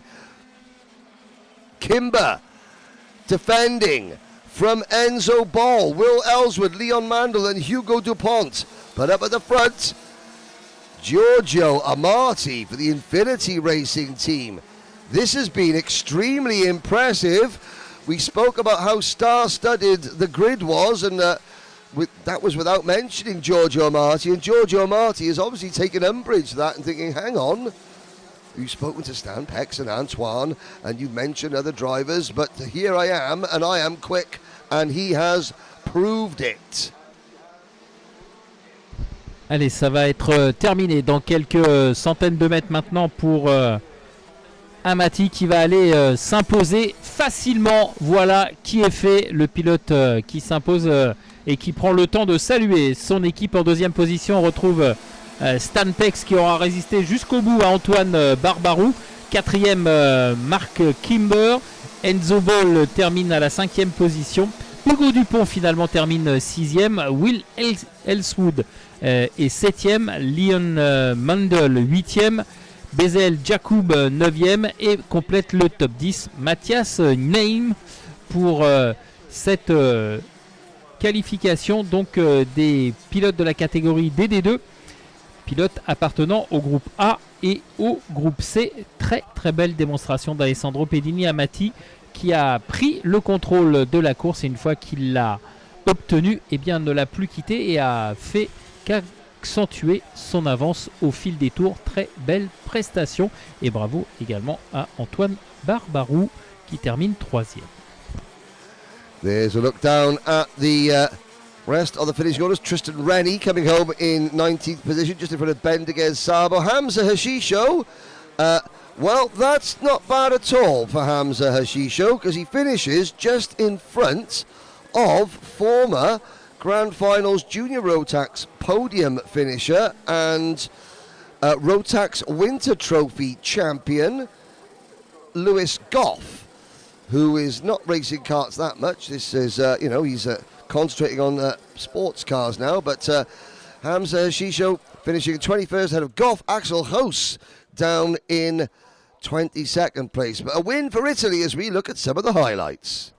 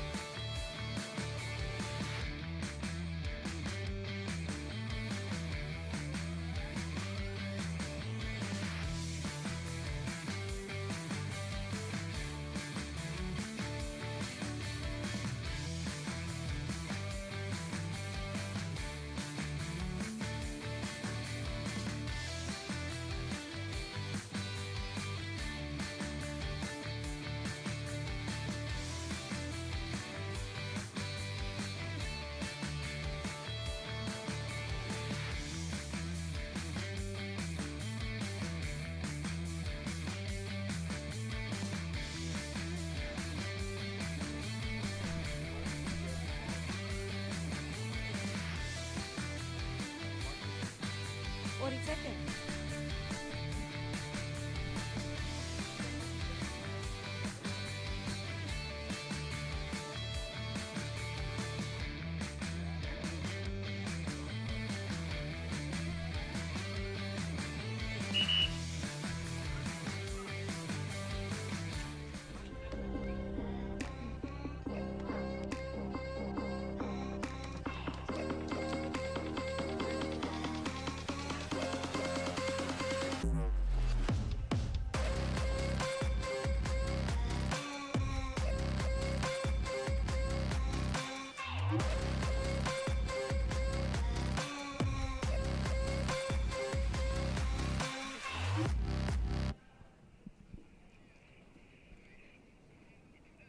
Now, I've got to get off the grid, but I've just got one quick question while no one's listening.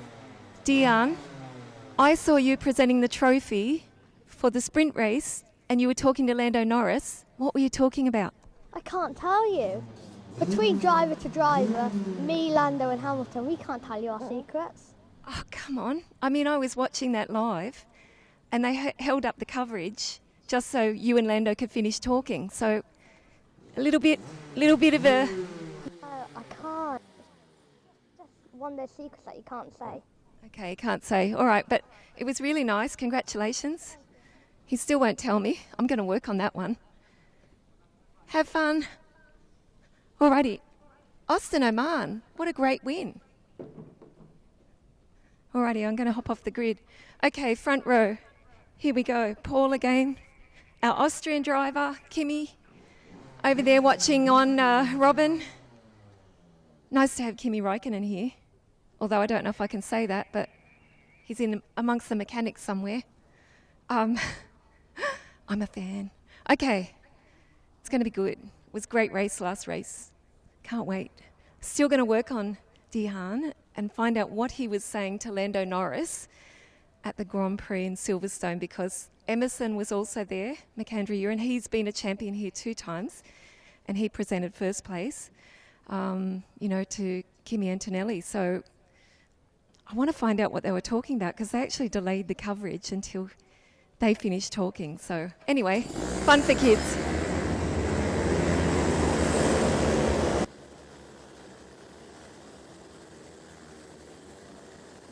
Here we go then.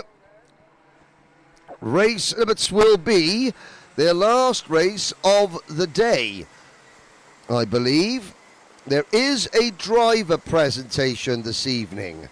So at the end of today's racing, there is the drivers' parade and drivers' presentation.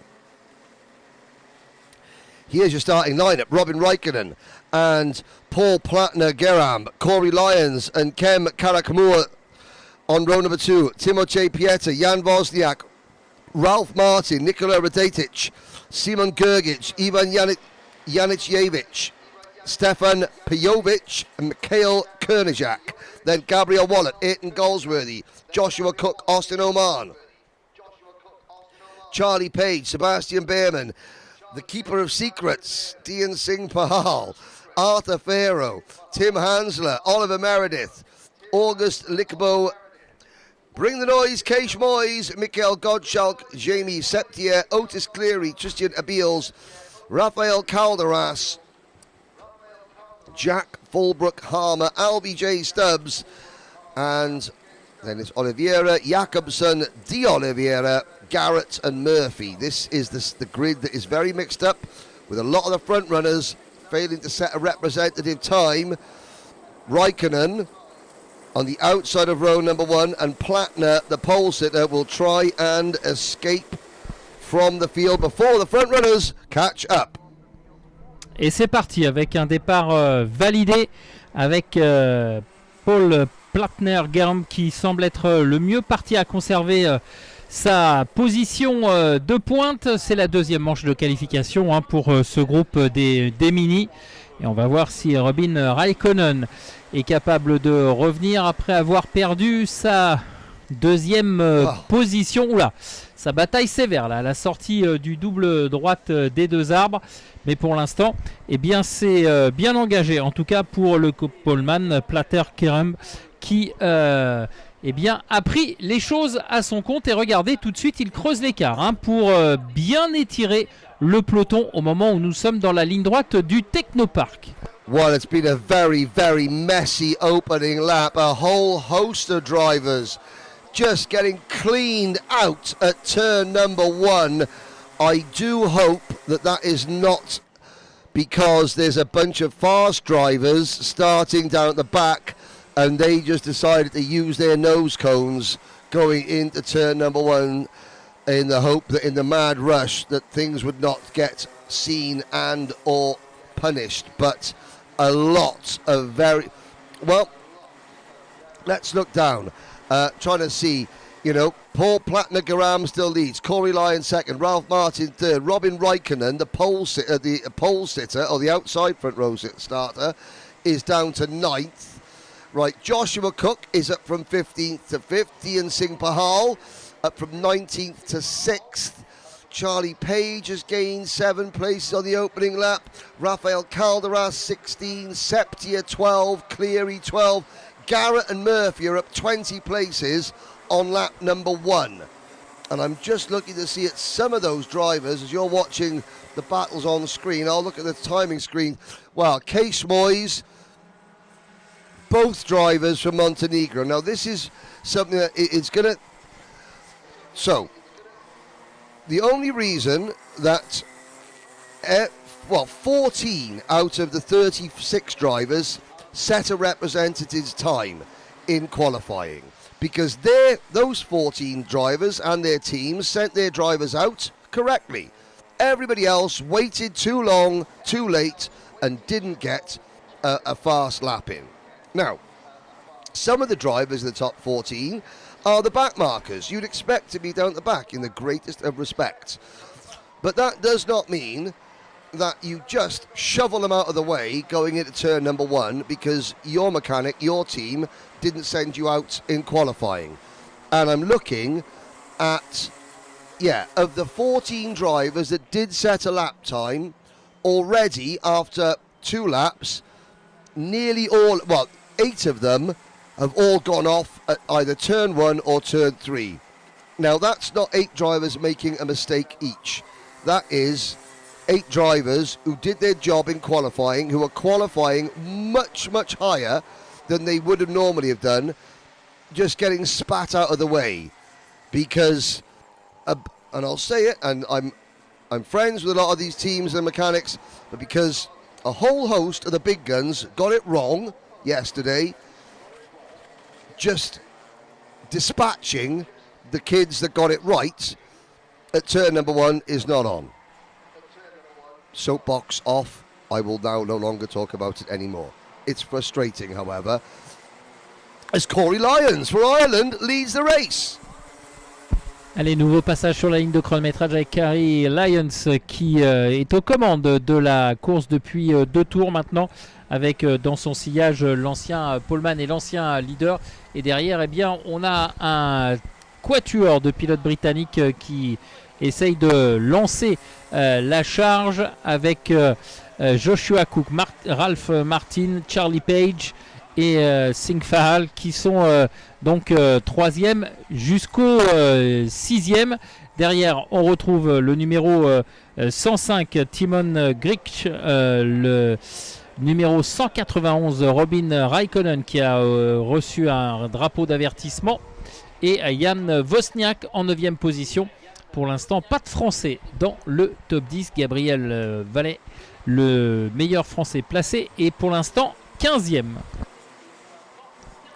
Well, it was Channing Cousins who was the member watching who told his mum live on air that he was going into school late. Well, Channing is now in school. Just so you all know, ladies and gentlemen. There's Charlie Page, last year's Micromax International Trophy champion, chasing. And let's have a little look. He is chasing the KR Sport machine. I think is that Josh Cook in front of him. It is the 2nd and 3rd. So from the 9th row, the 8th and 9th row of the grid, Page and Cook now 2nd and 3rd. Behind Corey Lyons. Well, what if Michael Lyons and Corey Lyons can pull this one off, it would be an upset. I think that's fair to say. If they can pull this one off in this race, as I say that, Josh Cook mirror signal maneuver, and into the race lead goes the Cookie Monster. Page follows him through. Now Corey did well in race number 1. He is ahead of the likes of Robin Raikkonen, who has now dropped back to, oh dear, Robin Raikkonen has had a problem. Raikkonen is down to 23rd, and now Page takes the lead, and Lyons isn't done yet. And look at this, Paul Plattner-Garam is also back in the mix after dropping back from pole position, but it's Page from Lyons, Cook, Plattner-Garam and Ralph Martin, who retired from race number 1. He's there in 5th, and Dian Singh Pahal is 6th. Oh, Dian Singh Pahal. Dian's dad, Kully, is not here. He's watching at home. Mum Sandeep has brought Dian to the international trophy, and he's got a new mechanic in the form of Ethan Lomax this weekend. Ethan spent most of, what day is today, Thursday? He spent most of Tuesday repairing slightly damaged carts that Dian had provided him with after practice, because Dian just getting used to being with the big guns. He's the reigning British Micromax champion, but has been very, very quick, but somewhat a little bit erratic at times this year. But now that Dian is getting on top of that, he's got a special graphics kit provided by one of his sponsors, and that graphics kit, they needed to buy a couple of extra graphics kits because Dian wasn't doing a great job of not getting Mojo rubber scuffed all over them. But he now has got his bit between his teeth. He's there in 6th position. Driver of the race so far, even though he's just been overtaken, Corey Lyons. Take a bow, son. That's the Daily Motorsports driver. And look at that. They've got race suit, crash helmet, graphics kits, all really, really well, combined. And there's a great scrap. Over and under. And, Pahal picks up 1 place and Ralph Martin picks up 2. Allez, ça bouge dans le groupe de chasse derrière Charlie Page qui mène toujours la danse avec Joshua Cook qui n'est plus très loin. Corey Lyons est un bon 3e, mais derrière ça bouge pas mal. Ralph Martin, Singh Pahal et Austin Oman qui sont en train de s'expliquer pour les accessites. Et on a vu une belle manœuvre de déplacement à l'intérieur du premier virage. Malheureusement, le pilote était beaucoup trop vite. Il a été obligé d'élargir et il a ouvert en grand la porte, ce qui ne l'a pas empêché de revenir à la bagarre. C'est lui, le numéro 132, Ralph Martin, qui va certainement récidiver au bout de la ligne droite, à n'en pas douter. On va voir ce que ça va donner. So we begin the last lap. Pahal defending from Lyons. Page, Cook and Martin have gone, or Page and Cook have gone. This is the battle of 3rd, 4th, 5th and 6th. Now Pahal to the inside. Passes Lyons. Lyons loses another place to Plattner-Garam. That pushes Corey Lyons back into 6th position. To give you some idea of how far Corey Lyons has come in the last 18 months. In January 2025, Corey and his dad went to Orlando to the Rotax Winter Trophy as a Micromax driver, just almost for a holiday. They said, look, there's 2 kart races in the week in between. We'll go and we'll see the sights of Florida or Orlando. And you know what I mean. As the checkered flag comes out for Charlie Page, who takes the win over Josh Cook. Corey Lyons, and I'm not being cruel, was, if he wasn't last, he was last but 1 most of the weekends. And, just learning. Robin Raikkonen has spun again coming off the last corner. So you go from that, Corey Lyons at the back, to flash forward to the international trophy, running and battling right at the front. Excellent progress, and they have stayed, the Lyons family, they've stayed with Shane Daly's team. Well, it's not Shane Daly's team, Shane's a brother, it's the Daly Motorsport team out of Ireland. And great result for Corey and Keith Lyons, his dad. There is a look at your provisional results. Austin Oman, the race 1 winner, 7th, and Alfie Garrett from 36th to 8th for Alfie Garrett. Good drive from Oliver Meredith, the second of the Irish drivers, number 20 in 21st position. Here's a look back down the order, and of course a lot of this is a reflection of people messing up in qualifying. But here, yeah, Piovic, Carrickmore, Calderas, Goldsworthy, all qualifying really well yesterday and having their races effectively trashed at turn number 1. Radetic, Kernjacic and Case Moyes also involved in that turn 1 incident that, I hope we do not see again, and I do hope that there's cameras and that the drivers, whoever they were, that just decided to go into turn number 1, not brake and clean out the slower drivers who got qualifying right. I hope they get punished.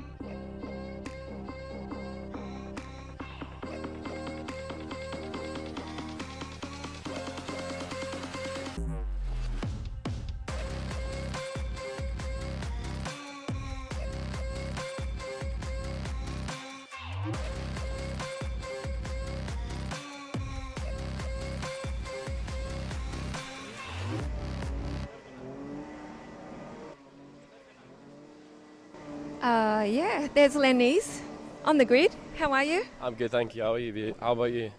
I am good. I'm feeling really short at the moment, standing next to the DD2 drivers. But tell us about last year. I mean, it was great. It could not have any better. We had luck, but I mean, we did it ourselves. So try to do the same this year. But I mean, qualifying wasn't great, but better than last year. So we'll see how it goes. It's going to be good. I'm going to let you go to your kart. Good luck, our champion from last year, Len Nees for Shepherd's Racing. Of course, Sam Nopches starting on the front row, also defending, I can say defending if he gets back there, Grand Finals champion from last year. We spoke with his dad a little bit earlier on the Masters grid, both winners last year in Bahrain. Of course, again, it's a star-studded grid. Where do I start? What about here? Somewhere here. Who am I looking for? One of our French drivers. Mathieu. Is he going to talk to me? He's not speaking English, but what about... Say hi to everybody in French. Salut tout le monde. Voilà. And anything else? Anyone to say hello to? Who's watching? Ouais, bah, bonjour à tout le monde qui me regarde, toute la famille. Salut, salut. Thank you. Merci. Alrighty. So I want to catch up here. Leonardo, there he is. Hiding behind your glasses. One of our Italian drivers. Now, Shepherd's Racing, I was just talking with Len. He was really fast last year. You're in front of him. Yeah, this year we are both struggling a lot with the setup. We are really doing our best, but it's not easy. This is not an easy race. Even at times lower can, bring you to the lower position. So yeah, so it's not an easy race, and you must always be at your best. You have to be at your best. And what makes it so difficult? Track condition, also the racing in the sun, in the night, it's really different conditions, so you need to adapt. It's not easy, but we're trying our best. And we love the track, don't we? Yeah, it's a really beautiful track, and I always love to be here. We love you being here. You better get ready, otherwise they're going to go without you. Alrighty, Leonardo Baccaglini, number 568 for any of our Italian fans watching. We've got so many different nationalities. I believe close to, 50, which is incredible. Almost 400 drivers. Noah Hip over there, 565, with the pink helmet. Also one of our French drivers. Now, a danger man, I'm going to say. He probably can't hear me. But, local drivers know the track a little bit better because they also run the NSK events here. The series for Rotax Max Challenge. We've got Patrick Donica on the front row there, 515, Polish driver. So I know that there's lots of people back there in Poland watching. Also from our Polski Karting magazine. Make sure you're following on Instagram and Facebook, any of the Polish fans watching.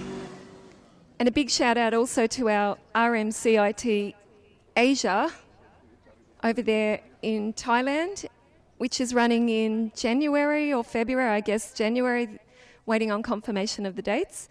And of course, RMCIT, the International Trophy South America, which is always fun to be at.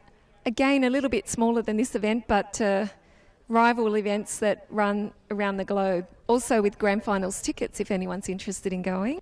But you can find more info about this on the Rotax Racing and Rotax Karting platforms.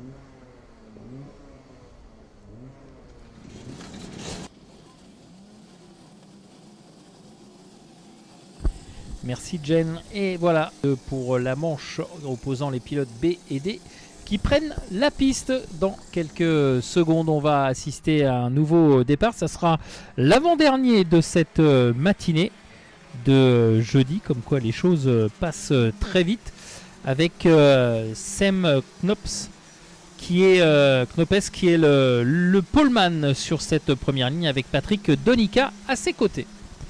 Yep, here we go.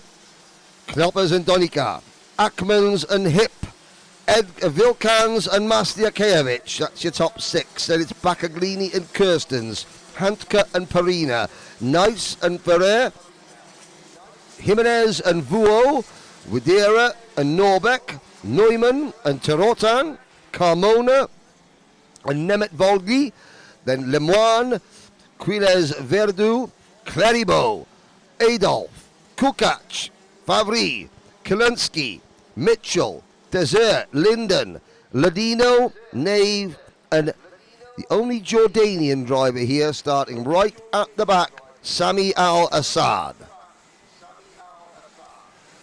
This is the second half of the DD2s, 33 of them.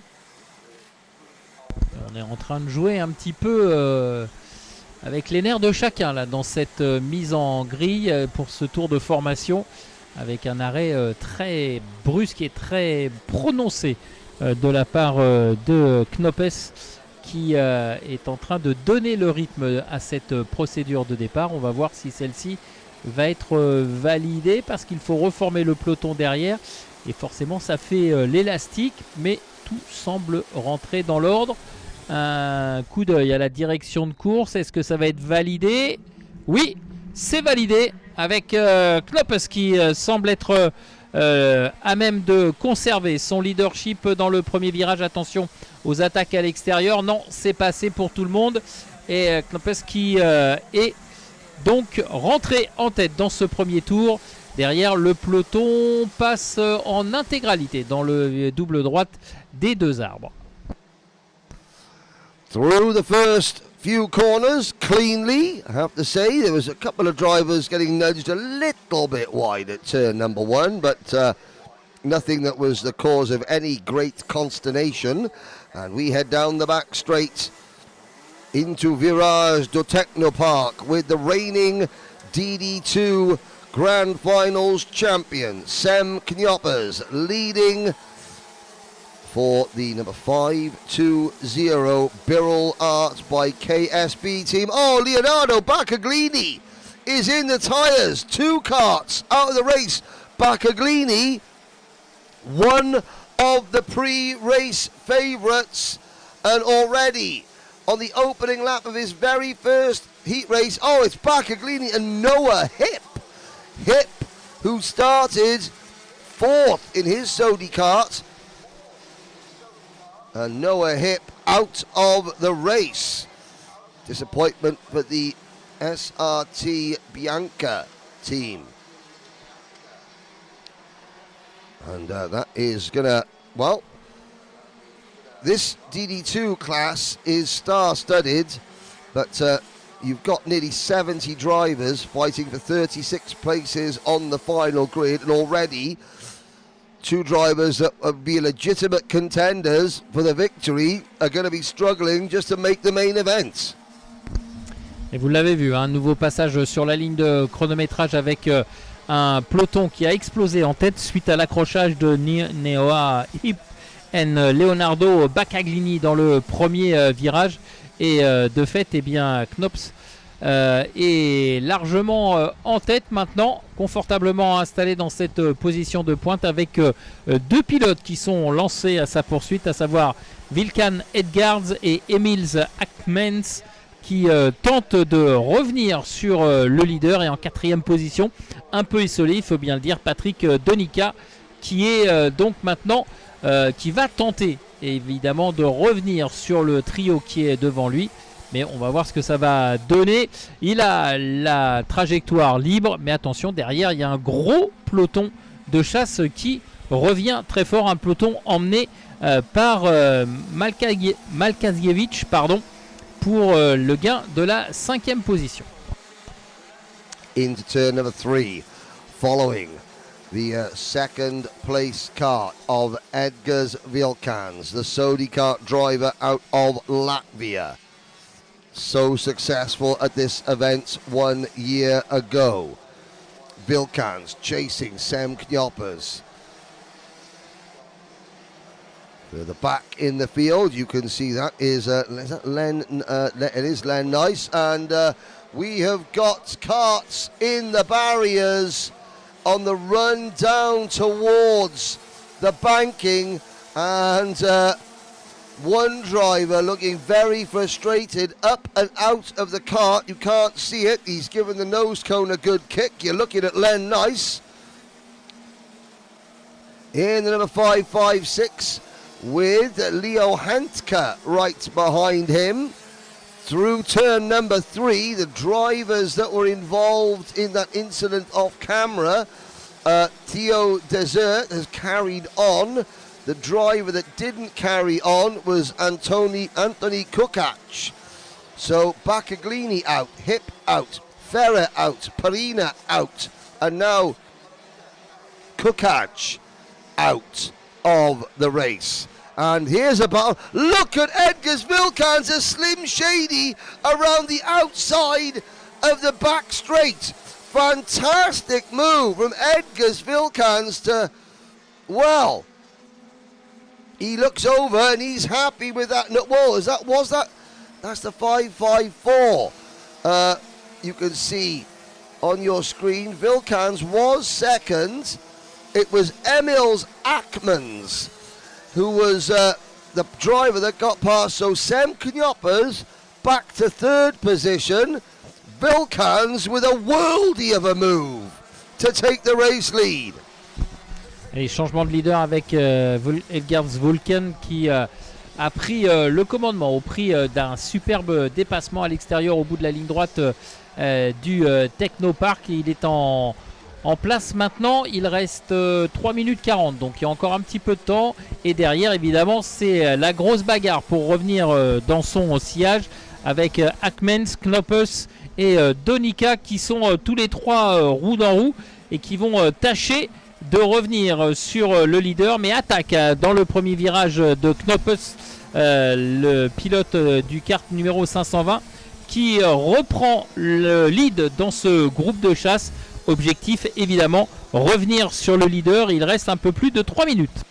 I know that Yanis, the RMC Latvia promoter, is watching on, and he'll be very, very proud of his countryman at the moment. It's a 1-2 for Latvia as things stand. However, is it a 1-2 or a 1-3 now? No, it's still Knoppers in the 520 kart running in.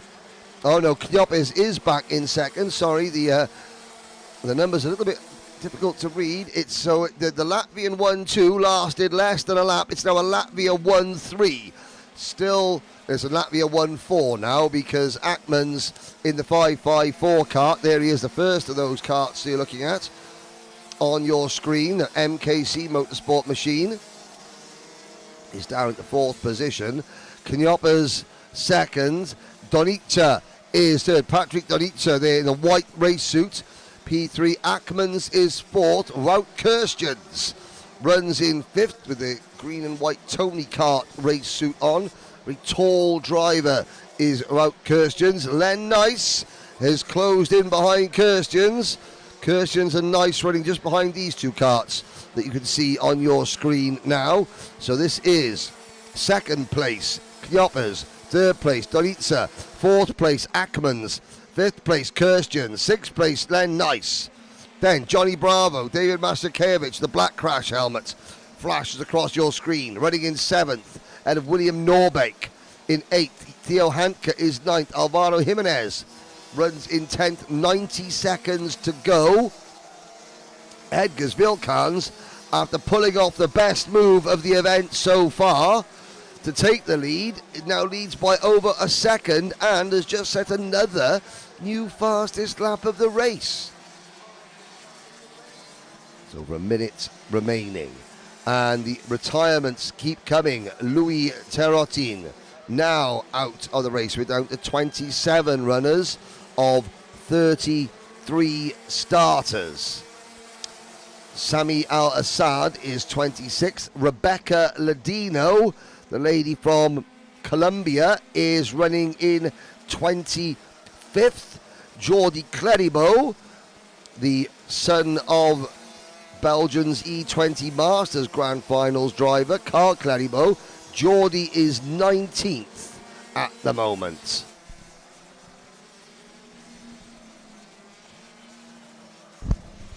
Allez, il reste moins de 25 secondes dans le temps réglementaire, c'est-à-dire que lorsque les hommes de tête vont repasser sur la ligne de chronométrage, ils vont rentrer dans leur dernier tour. Et Edgars Vulkans, qui mène toujours la danse, voit le groupe de chasse revenir doucement, mais je pense que ça ne sera pas suffisant pour définitivement l'inquiéter. Voilà, nouveau passage pour le leader. Knoppers est toujours en deuxième position. Donica, Akmens, Kirchent, Nins et Mazlakiewicz. Pas de changement pour le top 7.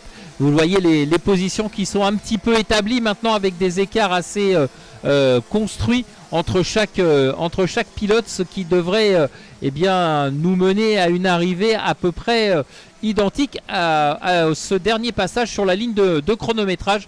En tout cas, belle démonstration de Edgars Vulkans qui va aller s'imposer. Dans quelques hectomètres, il rentre pour la dernière fois dans la ligne droite du Technopark. Edgars Vilkans takes a very long look over his shoulder, almost deliberate, as if to say, where are you all? I can't quite see you back there. That was an incredible move to take the lead. He then pulls away. No celebrations from Edgars because he knows the job is not done, not by a long shot. But it is a good start, and it's always good to pass and beat a reigning Grand Finals champion. So from 5th on the grid, Edgars Vilkans is your provisional race 1 winner ahead of Sem Knyoppers, Patrick Donikta and Emils Akmans, with Wout Kirstjens, Len Nice, David Masakevich, William Norbeek, Alvaro Jimenez and Leo Handke rounding out your top 10. I would advise you, ladies and gentlemen, to watch the highlights of this race, because if you just happen to miss the pass that Edgars pulled off to take the race lead, well, it was outstanding.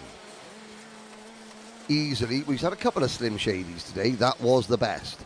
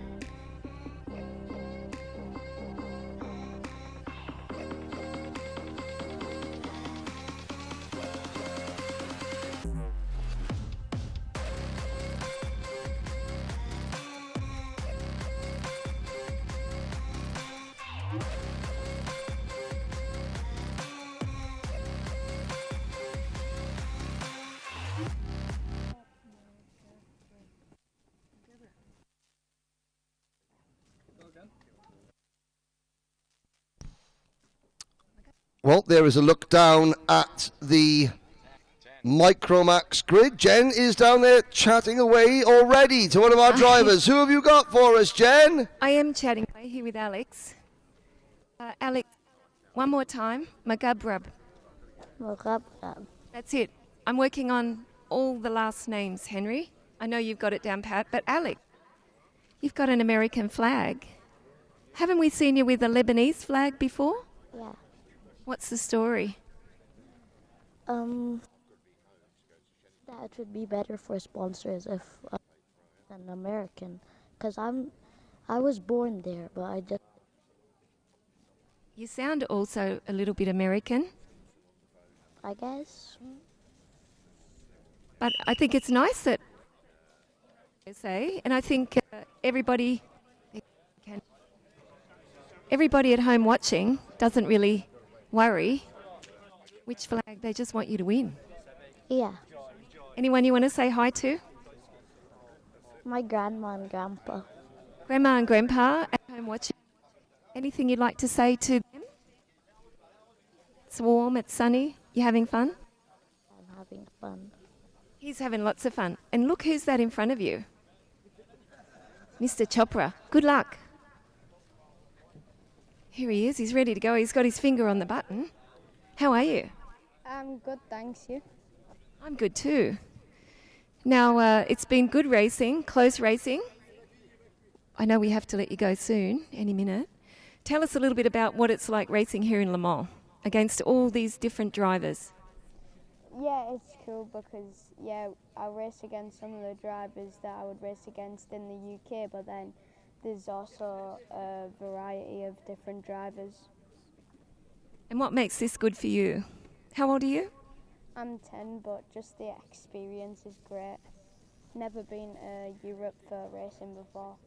First time in Europe? Yeah, it feels amazing. Wow, okay, those mechanics over there are all laughing at us. I don't know why, but they're in trouble. We'll get them later, won't we? Yes, we'll get them. And you know what's really funny?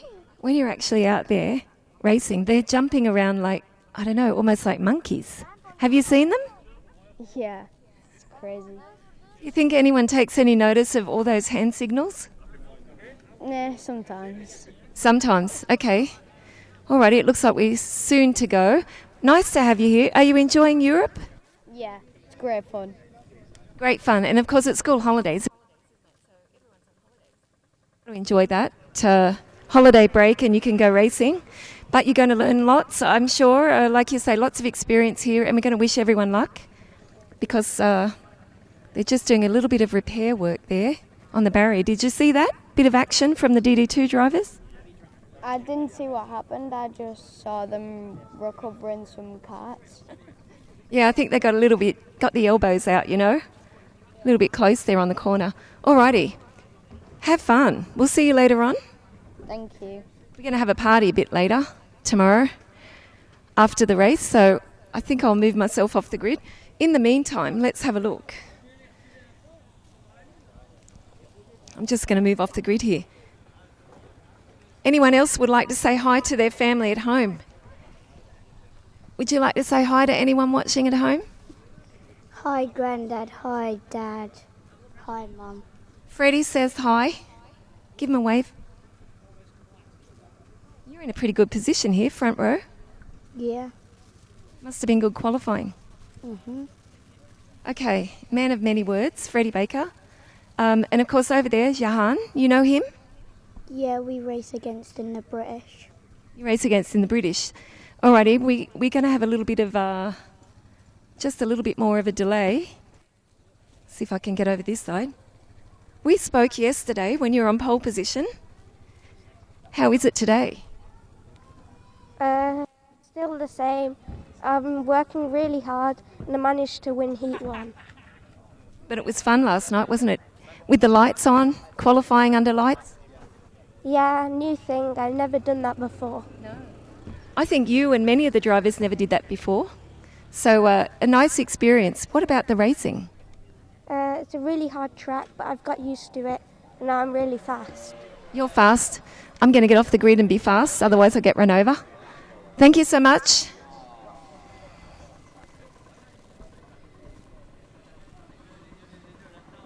Well, thank you very much, Jen.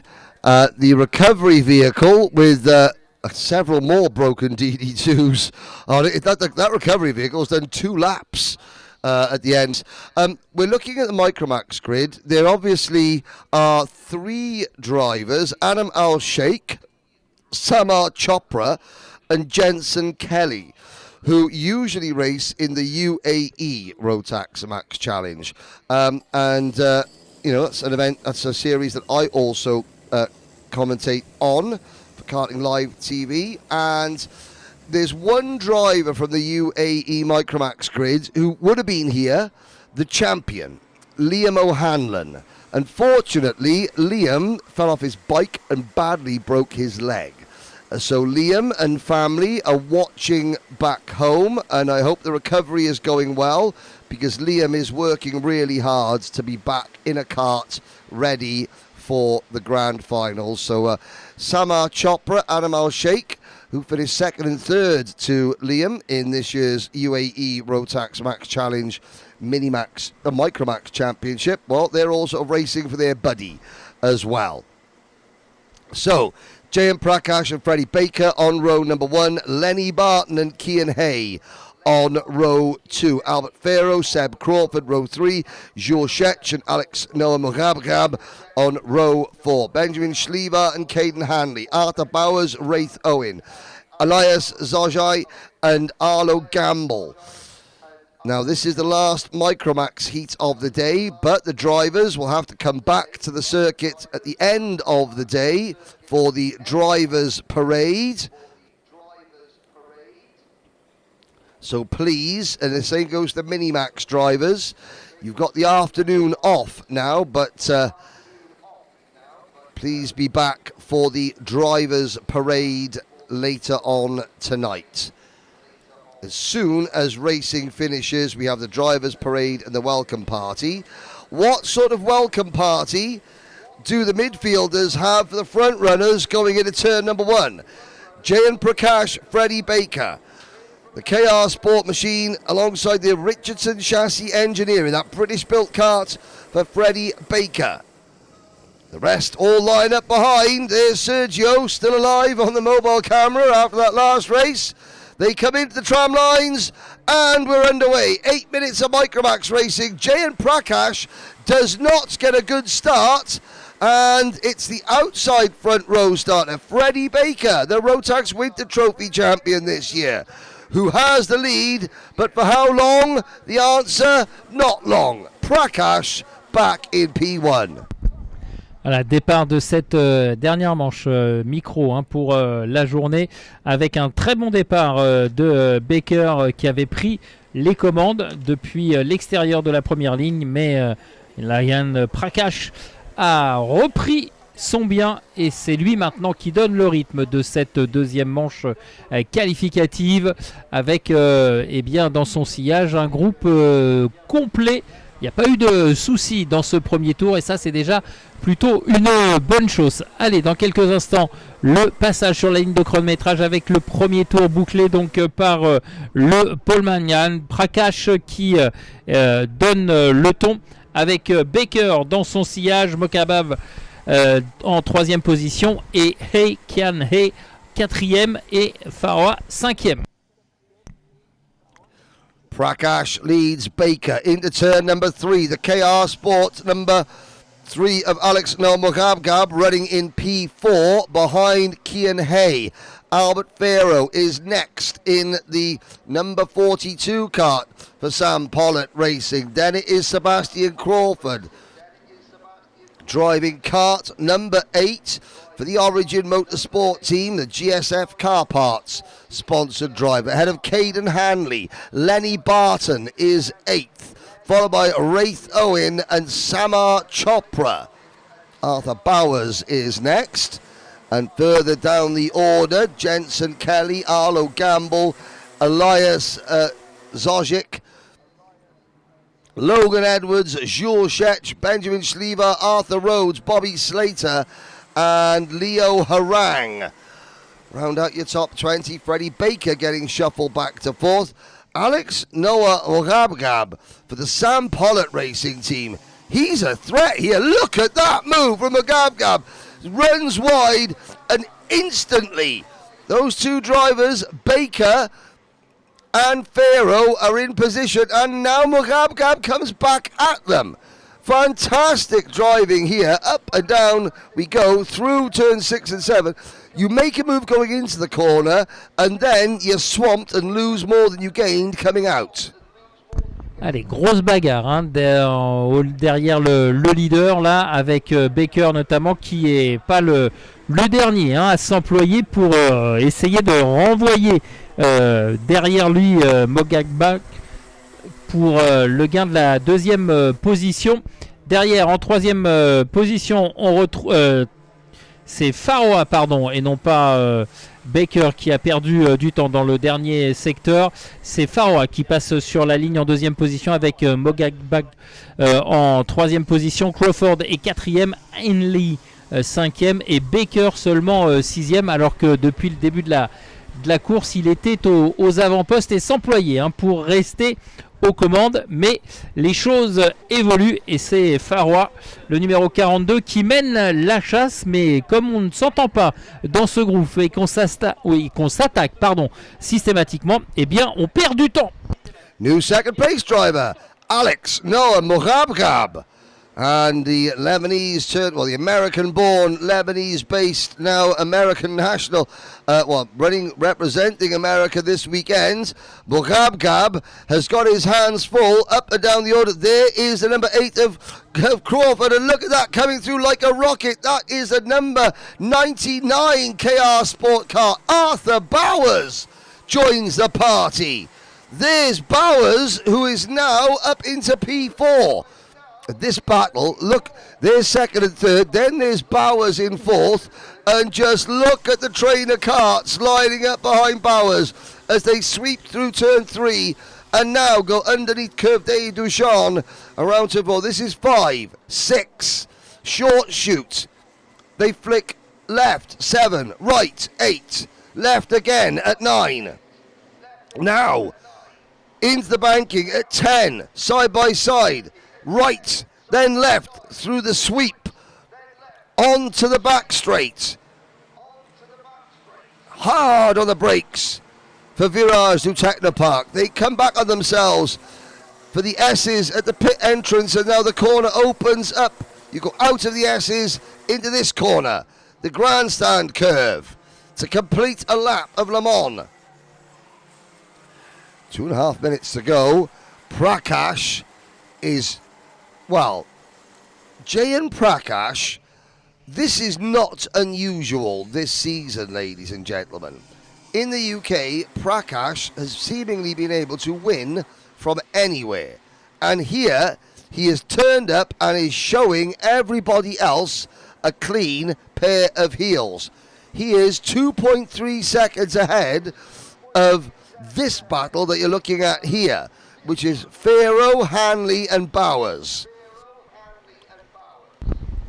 Allez, Prakash toujours confortablement installé aux commandes de la course. Hein. On voit mal comment la victoire pourrait lui échapper. En revanche, derrière, c'est la grosse incertitude avec Faroa, Henley, Bowers qui sont toujours roue dans roue. Et on a toujours Mogagab qui essaye de revenir. Tout à l'heure il était dans la course hein, pour une place sur le podium virtuel de cette manche qualificative. Là il est quatrième, il a un petit peu perdu le contact, il a 2 longueurs de carte de retard, mais devant ça s'explique tellement à chaque virage qu'il va pouvoir revenir dans le jeu, et d'ailleurs c'est fait à l'instant même. Il est revenu au contact, Mogagab, qui va donc pouvoir prétendre à une place sur le podium virtuel. It is so good to see that down in 27th position is Chloe Flora Marling Sorensen. She's been given clearance from the medical team to continue on in the event. Here comes Pharaoh. No! Hanley closes the door on Albert Pharaoh. Shows how close that low camera angle from our mobile camera op Sergio Big Guns it just gives you such an idea of how precise the drivers have got to be, how they've got to react, split-second decision making to either pass or not to pass, or then once you try to pass, whether you continue or abort at the very last second. And I'm seeing a green flag being waved at on the run down towards turn 3, which means there's normally a yellow flag at the marshal post preceding that green flag. Everyone carries on at the moment. Looking down the order, Marjan Djokic has not raced again. Adam Al-Sheikh also out of the race. Maybe Adam didn't take the start either.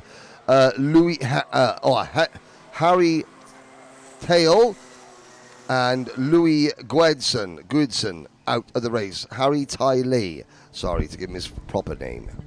Dernier tour pour Prakash, le confortable leader, et toujours l'incertitude derrière, hein, pour savoir qui va aller chercher les 2 dernières places du podium virtuel. Ce groupe de 4 pilotes qui se bagarrent, qui se rend coup pour coup.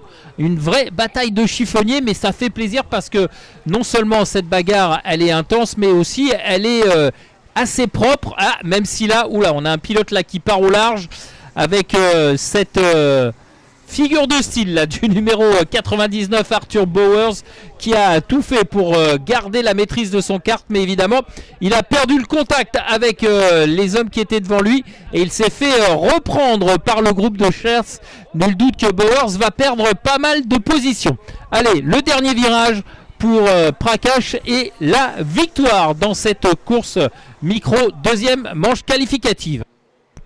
Checkered flag for your race winner, Jayan Prakash, at an absolute canter. 5 seconds up the road for Jayan Prakash. Alex Nomugabgab finishes second, then Albert Farrow, Caden Hanley, Samar Chopra, Jules Shech, Elias Zojic, Benjamin Schlievart does a great recovery to 8th. Kian Hay falls back to 9th. Arthur Rhodes from 22nd to 10th. Arthur Bowers, Freddie Baker, Lenny Barton, all dropping back at the end there. 12th, 13th and 14th. And Rudrapatrap Shekhawat and Arshi Gupta. Another 9 places gained for young Arshi. And I'm sure that, Arshi, if you hadn't got your socks off this morning already, then I think at least one sock is now pretty much off. Don't forget, when your socks are off, that means you are ready to go racing properly. So socks almost off for Arshi Gupta. As we watch the drivers head back into Parc Fermé, where they will also go through the weighing scales. You can see them all queuing up there. And remarkably, Eric, as we're looking at the Micromax drivers coming, that's the end of this morning's racing.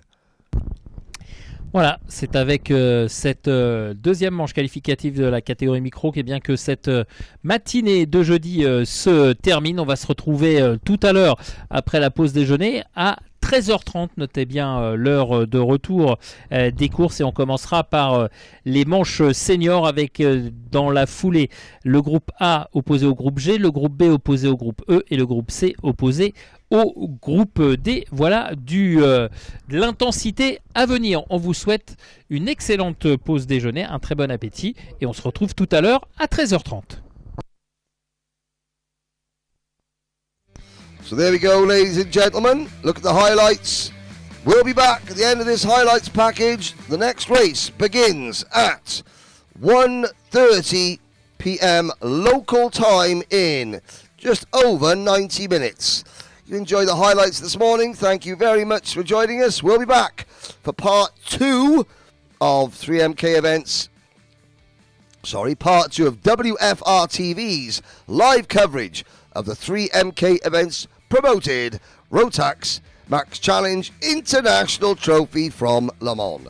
See you at 1:30.